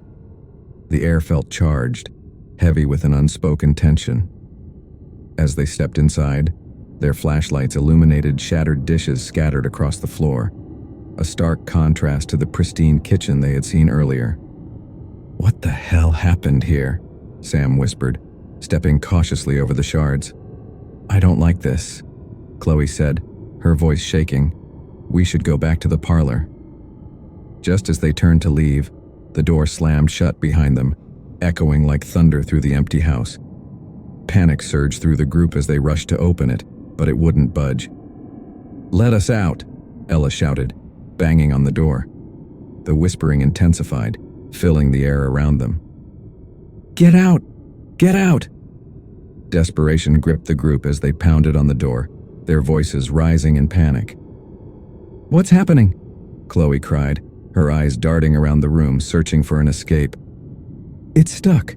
Try pushing," Jake shouted, his adrenaline fueling his strength as he shoved against the heavy wood. But the door remained immovable, a barrier that felt as though it was alive, resisting their attempts to escape. The whispers grew louder, swirling around them like a storm echoing through the kitchen. "Leave. Now." Panic surged through Ella as she pressed her back against the door. "We have to find another way out." Suddenly, a loud crash sounded from the pantry, causing them all to jump. "What was that?" Sam breathed, his voice barely above a whisper. "Maybe we can get out through there." Jake suggested, pointing to the pantry door. The group hesitated, glancing at each other uncertainly before they moved towards it, hearts pounding in sync. As they opened the pantry door, a gust of cold air rushed out, carrying with it the scent of something rotten. The shelves were lined with dusty, forgotten cans and jars, their contents long spoiled. "Let's hurry," Ella urged, her voice trembling. They squeezed into the cramped space, using the flashlight to navigate through the darkness. Just as they thought they found a way through to the back door, a low growl echoed from behind them, reverberating off the walls. "Did you hear that?" Chloe whispered, her voice quaking with fear. Before anyone could respond, the pantry door slammed shut, trapping them in darkness. They stumbled back, pressing against the cold shelves, their breath quickening in the stifling air. "Let us out!" Jake shouted, pounding on the door. "Please!" But the growling grew louder, a deep, menacing sound that sent chills down their spines. They could feel the presence of something lurking just outside the door, waiting for the moment to strike. As the whispers escalated into a cacophony of voices, Ella closed her eyes, trying to steady her breathing. "We have to stay calm. We'll find a way out." But as they pressed against the door, it began to rattle violently, as if something on the other side was trying to break in. "Get out!" the voices screamed, echoing in their minds, drowning out their thoughts. With a surge of fear, they all pushed against the door together, praying for a way to escape the darkness that threatened to consume them. In a moment of sheer panic, the group pushed against the pantry door with all their might. The rattling grew more intense, sending a shockwave of fear coursing through them. "We have to break it down," Sam yelled, his voice raw with terror. With one final push, the door swung open, and they tumbled into the kitchen, gasping for breath. The growling had faded, but the oppressive atmosphere remained, thickening around them like a shroud. "We need to regroup," Ella said, her voice steadying despite her racing heart. "Let's find a way to get out of this place before it gets worse." As they gathered in the kitchen, the group shared frightened glances, trying to shake off the feeling of being watched. "What's happening? Is this a prank?" Jake asked, his voice rising with frustration. "No one set this up. This is real," Chloe insisted, her hands shaking as she ran them through her hair. Suddenly, a loud crash echoed from the hallway, and they turned to see a picture frame that had hung on the wall come crashing down, shattering on the floor. "This place doesn't want us here," Sam whispered, his eyes wide with fear. "Maybe we can find a way to communicate with whatever is here," Ella suggested. "We should try to understand what it wants." "Like a seance?" Jake scoffed, though he was intrigued. "It's worth a shot," Ella replied, determination glimmering in her eyes. They gathered in a circle, forming a makeshift seance, their hands clasped tightly together. "Is there anyone here?" Ella llamó, su voz firme a pesar del miedo que le estaba arrancando la garganta. "We want to hear your story." For a moment, silence reigned, the air thick with anticipation. Then, the temperature dropped, and the whispers returned, swirling around them like a chilling breeze. "Leave. Leave. We're not leaving without understanding," Sam shouted, but his voice was lost in the growing cacophony. Suddenly, a vision struck Ella like lightning, a fleeting image of a family, their faces twisted in fear, shadows engulfing them. She gasped, her heart racing as the vision faded. They died here," she stammered. "They never left." The group exchanged horrified glances, realization dawning. "We have to help them," Chloe whispered, her voice trembling. "They're trapped, just like us." Determined, they stood, ready to confront whatever haunted Millwood Manor.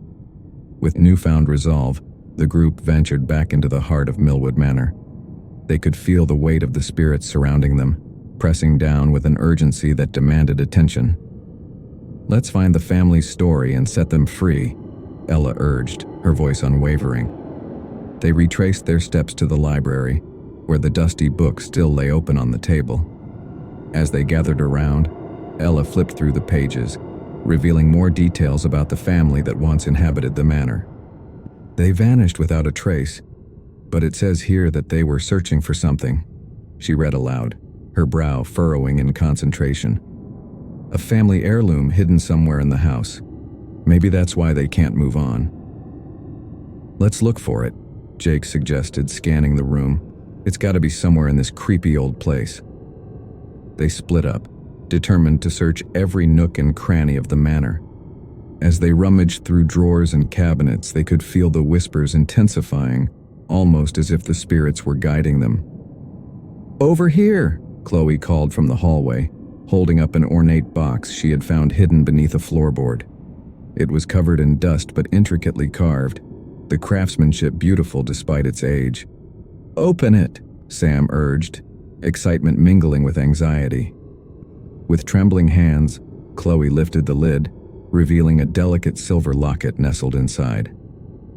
As she touched it, a rush of cold air swept through the room, and the whispers turned into desperate cries.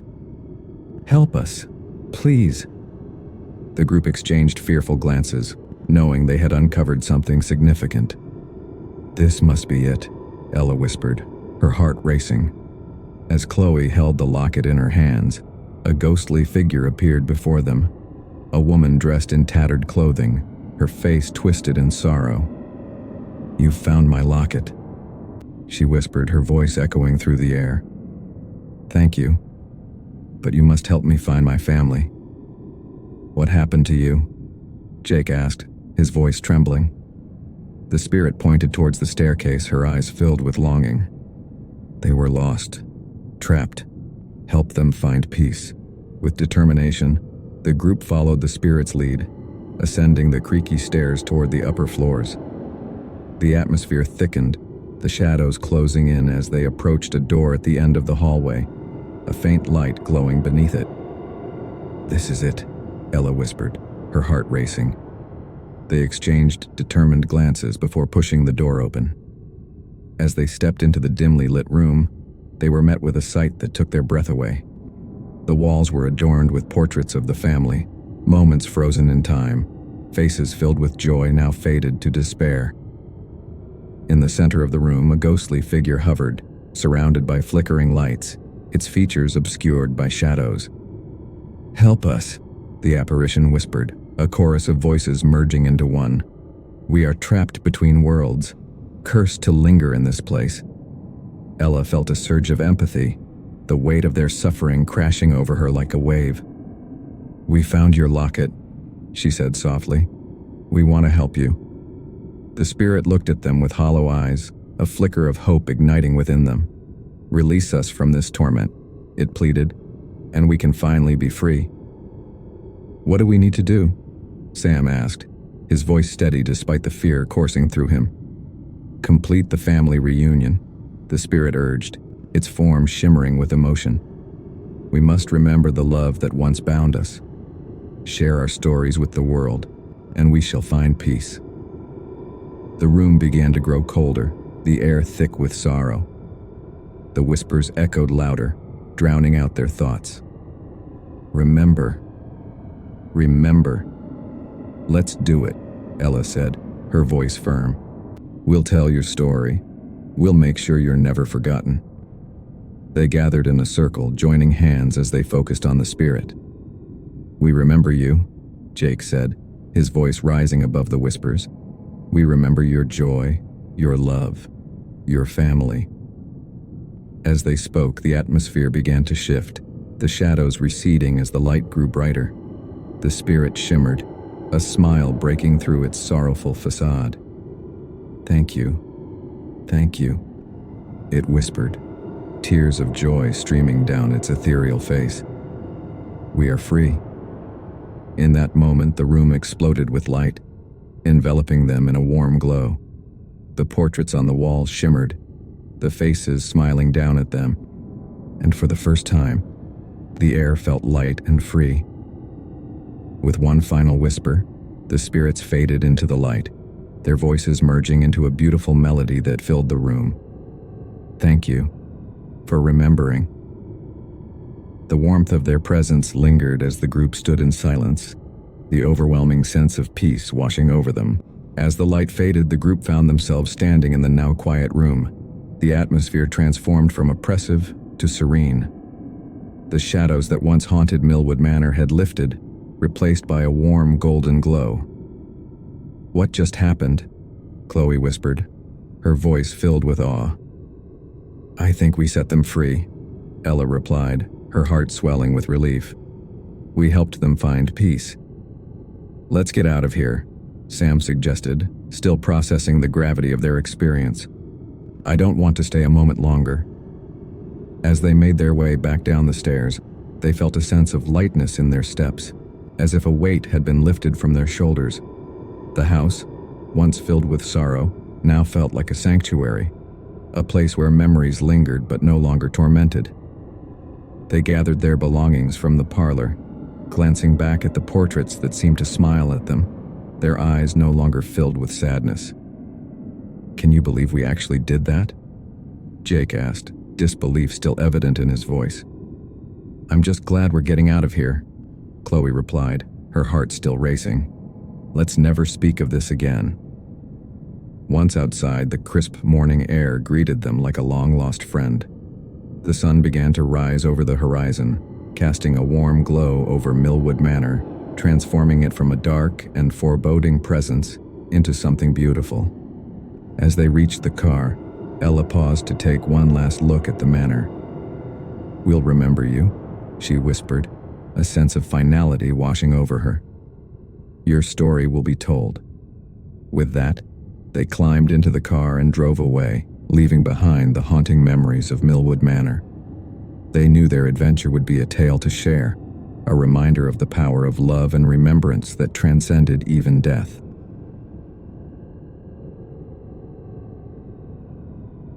The vibrant colors of the old carnival sign creaked in the wind, peeling paint revealing the faded letters that once promised joy and laughter. "Welcome to Funland," it read, but now the words seemed like a cruel joke. Jake, Sam, and Chloe stood at the entrance, hesitant but intrigued. "We should check this out," Jake suggested, excitement flickering in his eyes. They had heard rumors about the carnival, how it had been shut down years ago after a series of mysterious disappearances. The thrill of the unknown sent shivers down their spines. "I don't know, guys," Chloe said, glancing at the overgrown grass and rusted rides. "This place gives me the creeps." "Come on, it'll be fun," Sam urged, pushing through the rusted gates. The trio exchanged glances, but curiosity got the better of them. They followed Sam into the heart of the carnival. As they wandered through the dusty pathways, the air grew thick with the scent of stale popcorn and rust. The Ferris wheel loomed overhead, its once bright colors faded to dull pastels, swaying gently despite the absence of wind. "This is kind of eerie," Chloe whispered, shivering as she brushed against a tattered clown banner. "Just imagine all the fun people had here," Jake replied, trying to sound cheerful, though his voice wavered slightly. "Let's check out the funhouse." They approached the entrance, the warped mirrors glinting menacingly in the dim light. As they stepped inside, an unsettling feeling washed over them. The laughter that once filled the air had long since faded, replaced by an eerie silence that echoed through the hallways. "Maybe this was a bad idea," Chloe said, her voice barely above a whisper. Just as she spoke, a loud crash echoed from deeper within the funhouse, sending adrenaline coursing through their veins. "Did you hear that?" Sam exclaimed, his eyes wide with excitement. "Yeah, let's go see," Jake said, urging them forward. They pressed deeper into the funhouse, the distorted mirrors reflecting their anxious faces back at them. Shadows danced at the edges of their vision, and the laughter of children, long gone, seemed to whisper through the air. As they ventured deeper, the atmosphere thickened, wrapping around them like a shroud. The flickering lights cast long shadows, and every creak of the wooden floorboards echoed ominously in the silence. "Maybe we should turn back," Chloe suggested, her voice trembling as she glanced at the warped reflections of herself. "This place feels wrong."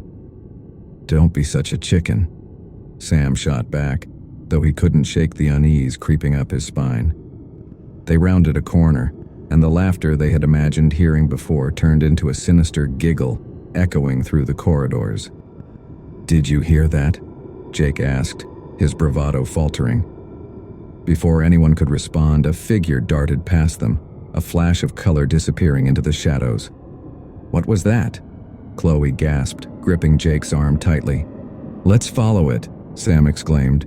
His curiosity piqued despite the fear gnawing at him. They hurried after the figure, their footsteps echoing loudly against the walls. "This is crazy," Chloe yelled. But the thrill of the chase pushed her forward. The laughter grew louder, now a high-pitched cackle that seemed to mock their fear. As they turned another corner, they found themselves in a large room filled with broken carnival games and faded posters. The atmosphere shifted, and they felt an icy draft swirl around them. "Guys, I don't like this," Jake murmured, scanning the room nervously. Suddenly, a figure emerged from the shadows. A child, her face painted like a clown, her eyes wide and unblinking. "Come play with me," she squealed, her voice sweet yet chilling. Chloe gasped, backing away instinctively. "Where did you come from?"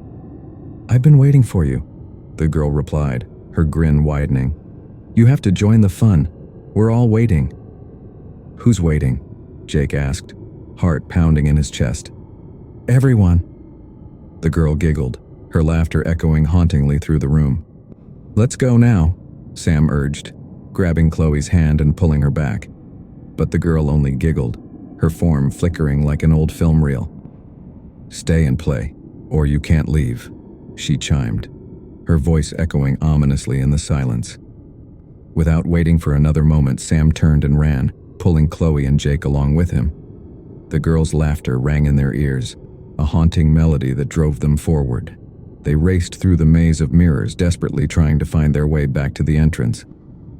"Which way did we come from?"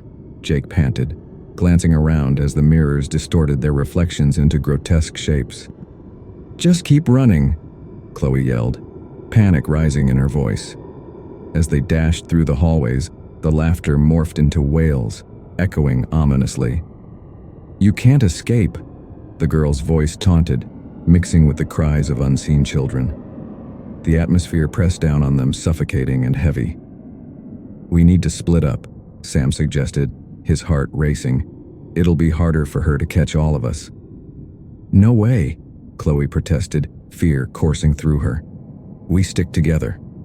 Before they could argue further, the lights flickered violently, plunging them into darkness.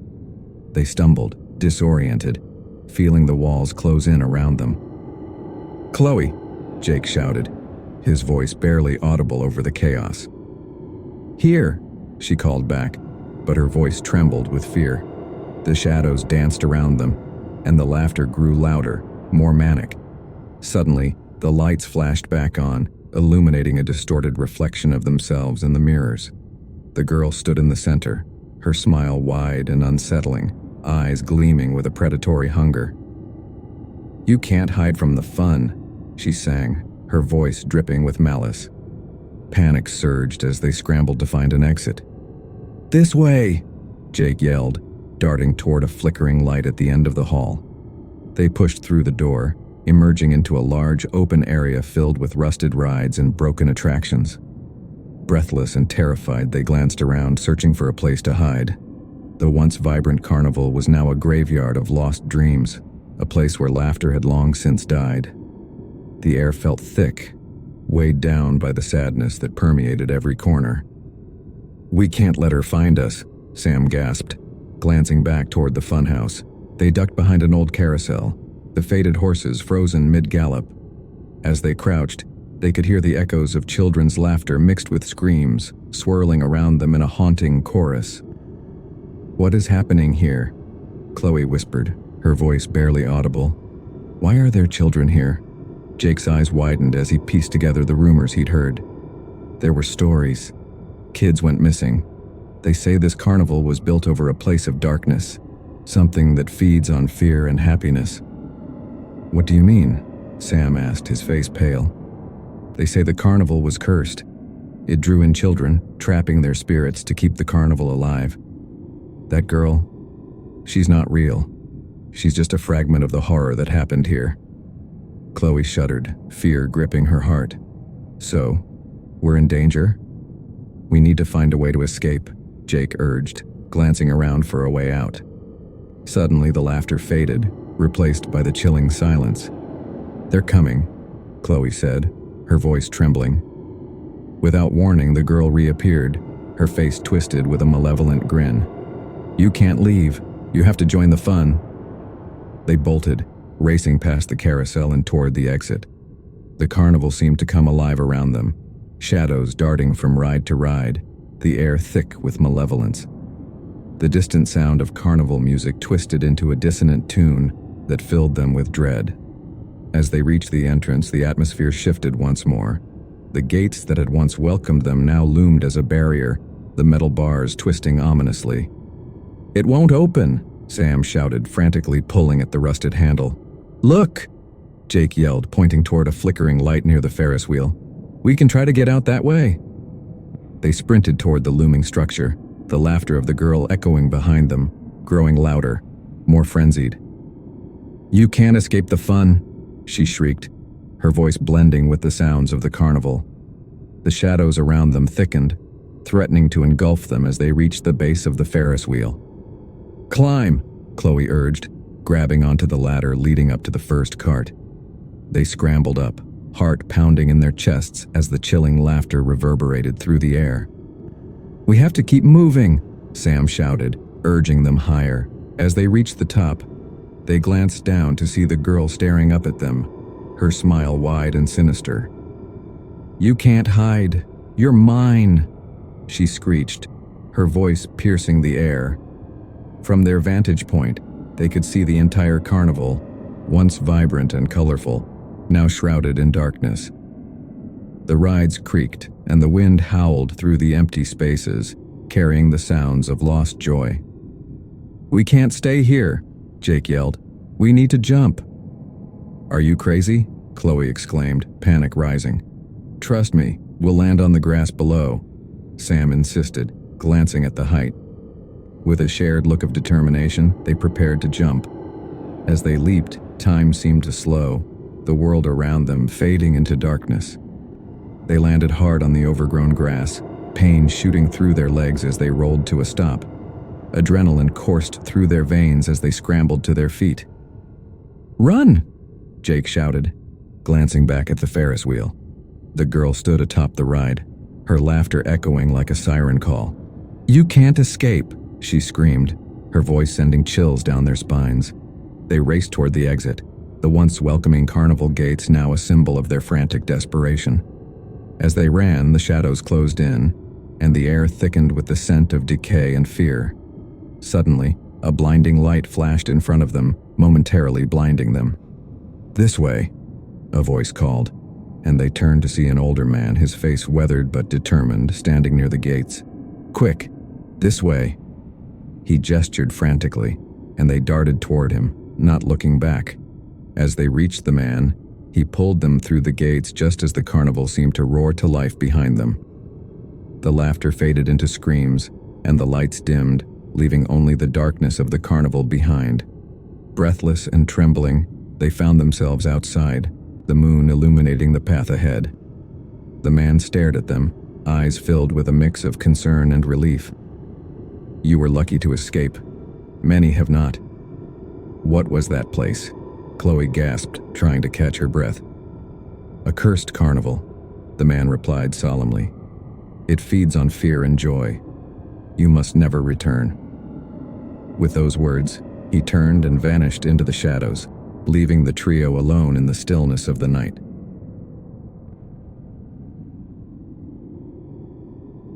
Emily was a budding photographer, always seeking the perfect shot.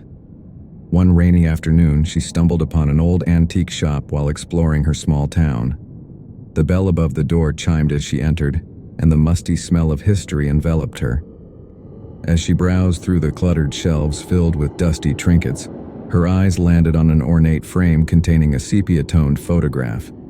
The image depicted a group of people standing in front of an old mansion, their faces frozen in smiles. Yet something about their expressions felt off. "Interesting, isn't it?" the shopkeeper remarked, appearing beside her.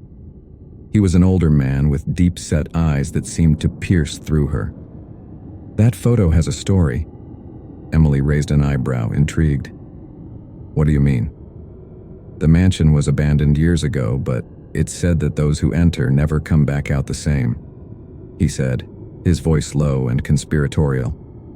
"Some claim they can still hear the laughter of the people in that photograph." Chilled but captivated, Emily decided to buy the photo. She envisioned an art project, using it as inspiration for her next series. "I'll take it," she said, handing over the cash. As she walked home, the photograph felt heavier in her hands, an unsettling weight that made her uneasy. She shook off the feeling, eager to develop the film and start her project. That night, Emily carefully placed the photograph on her desk, the faces in the image watching her as she began to edit her photos from the day. As she worked, she couldn't shake the feeling that the eyes in the photograph followed her every move. Later, as she prepared for bed, a loud crash jolted her from her thoughts. She rushed to investigate, her heart pounding in her chest. In the living room, her camera lay on the floor, the lens cracked. "Must have been the wind," she muttered, though she could swear the window was closed. The next morning, she woke to find the photograph on the floor, the frame shattered. "This is getting ridiculous," she groaned, picking up the pieces. She felt a strange chill pass through her as if someone was watching. Determined not to let it get to her, Emily decided to take the photograph outside for a fresh shot, hoping to capture its beauty in natural light. She brought it to a nearby park, setting it on the grass as she framed her shot. But as she clicked the shutter, she noticed something odd. In the photo, the background of the mansion appeared blurred, and the people were closer, their faces twisted into expressions of anger. Startled, she quickly checked the camera, but it was working perfectly. "Just a trick of the light," she told herself, though doubt began to creep in. Over the next few days, strange things continued to happen. Emily's dreams were filled with the mansion and the people in the photograph. They called to her, their voices echoing in the dark. "Join us," they whispered, a chilling refrain that left her waking in a cold sweat. One night, she decided to do some research about the mansion. She found an article online detailing its history, a tragic tale of a family that had vanished without a trace, leaving behind only memories and unanswered questions.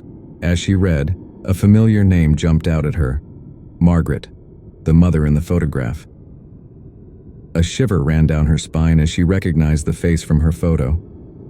The article mentioned how Margaret was known for her beauty and charm, but had been rumored to dabble in dark rituals, which some believed had caused her family's demise. Feeling drawn to the mansion, Emily decided to visit it the next day. The location was not far from her town, nestled on the outskirts, hidden by overgrown trees and dense foliage. When she arrived, the mansion stood tall and imposing, its once grand structure now decaying and covered in ivy. Taking a deep breath, she stepped inside, her heart racing. The air felt thick, heavy with memories and an unsettling presence. Inside, the mansion was a labyrinth of dust and shadows. Emily wandered through the dimly lit hallways, capturing images of the peeling wallpaper and broken furniture. But the deeper she ventured, the more she felt an unseen force guiding her, as if the house itself was alive. Suddenly, she stumbled upon a dusty mirror, the glass clouded with grime. As she wiped it clean, she caught a glimpse of a figure behind her. Startled, she turned, but the room was empty. "Get a grip," she told herself, shaking off the unease. But when she turned back to the mirror, the reflection showed not just her, but the ghostly image of Margaret standing beside her, her face a mask of sorrow. "Help us," Margaret whispered, her voice barely audible. "You must help us." Emily's heart raced, panic flooding her senses. "What do you mean?" she gasped, backing away from the mirror. The ghostly figure pointed toward the attic, a shadowy path appearing at the edge of her vision. Feeling a mixture of fear and curiosity, Emily took a step toward the stairs. The attic was dark, and cluttered with forgotten memories. As she rummaged through old trunks, she found journals belonging to Margaret. The last entries were frantic, filled with pleas for help and warnings of a darkness that had consumed her family. Suddenly, a cold breeze swept through the attic, extinguishing the light. In the darkness, Emily felt a presence closing in, the whispers of the family growing louder. "Leave us alone!" Emily shouted, her voice trembling. The whispers intensified, echoing in her mind. "Join us! Help us!" In the chaos, the attic door slammed shut, trapping her inside. Heart pounding, she fumbled for her phone, its light cutting through the darkness. The light illuminated the journals, revealing a drawing of the mansion with a dark figure looming over it. Beneath the sketch, a message read, "The darkness feeds on fear. You must confront it to free us." Gathering her courage, Emily took a deep breath and closed her eyes, focusing on the energy around her. "I'm here to help," she cried out, the words bursting from her as if they had a life of their own. As she opened her eyes, the room began to swirl with shadows, and the figure of Margaret materialized before her, a flicker of hope in her eyes. "You have the power to break the curse," she said, her voice strong. "You must face the darkness." With renewed determination, Emily confronted the shadows. "You won't take me," she yelled, feeling the weight of the mansion's despair press against her. In that moment, a bright light enveloped her, pushing back the darkness. The whispers turned to screams, the shadows writhing in agony. Emily felt the warmth of the light wash over her, cleansing the fear that had taken root in the mansion. As the light engulfed her, Emily felt a sense of peace settling within. The shadows began to dissolve, their hold on the mansion weakening. The figure of Margaret smiled, a look of gratitude illuminating her ethereal face. "Thank you," she whispered, her form fading into the light. "You've set us free." The room around Emily shimmered, the dust clearing as sunlight flooded through the attic window. She stumbled back, awed by the transformation. The mansion no longer felt oppressive. Instead, it felt lighter, as if a weight had been lifted. Cautiously, she made her way back down, the air fresh and invigorating. As she stepped outside, she turned to look at the mansion one last time. The once decaying structure now seemed vibrant, bathed in sunlight. The shadows that had haunted it vanished. In her heart, Emily knew she had broken the curse, released the spirits trapped within the mansion. She glanced at the photograph still clutched in her hand, now warm and glowing softly. The faces of the family smiled genuinely, their eyes filled with gratitude. As she walked back toward her car, she felt a sense of fulfillment, a connection to the past that would always remain. The haunted photograph had led her on an unexpected journey, teaching her the importance of confronting fear and embracing the light. Emily returned home, the photograph resting gently on her desk, a reminder of her adventure. As she developed her latest images, the faces in the photograph would always serve as a reminder of the darkness she had faced and the light she had found. With each click of her camera, she captured not just images but stories, weaving a tapestry of life and hope.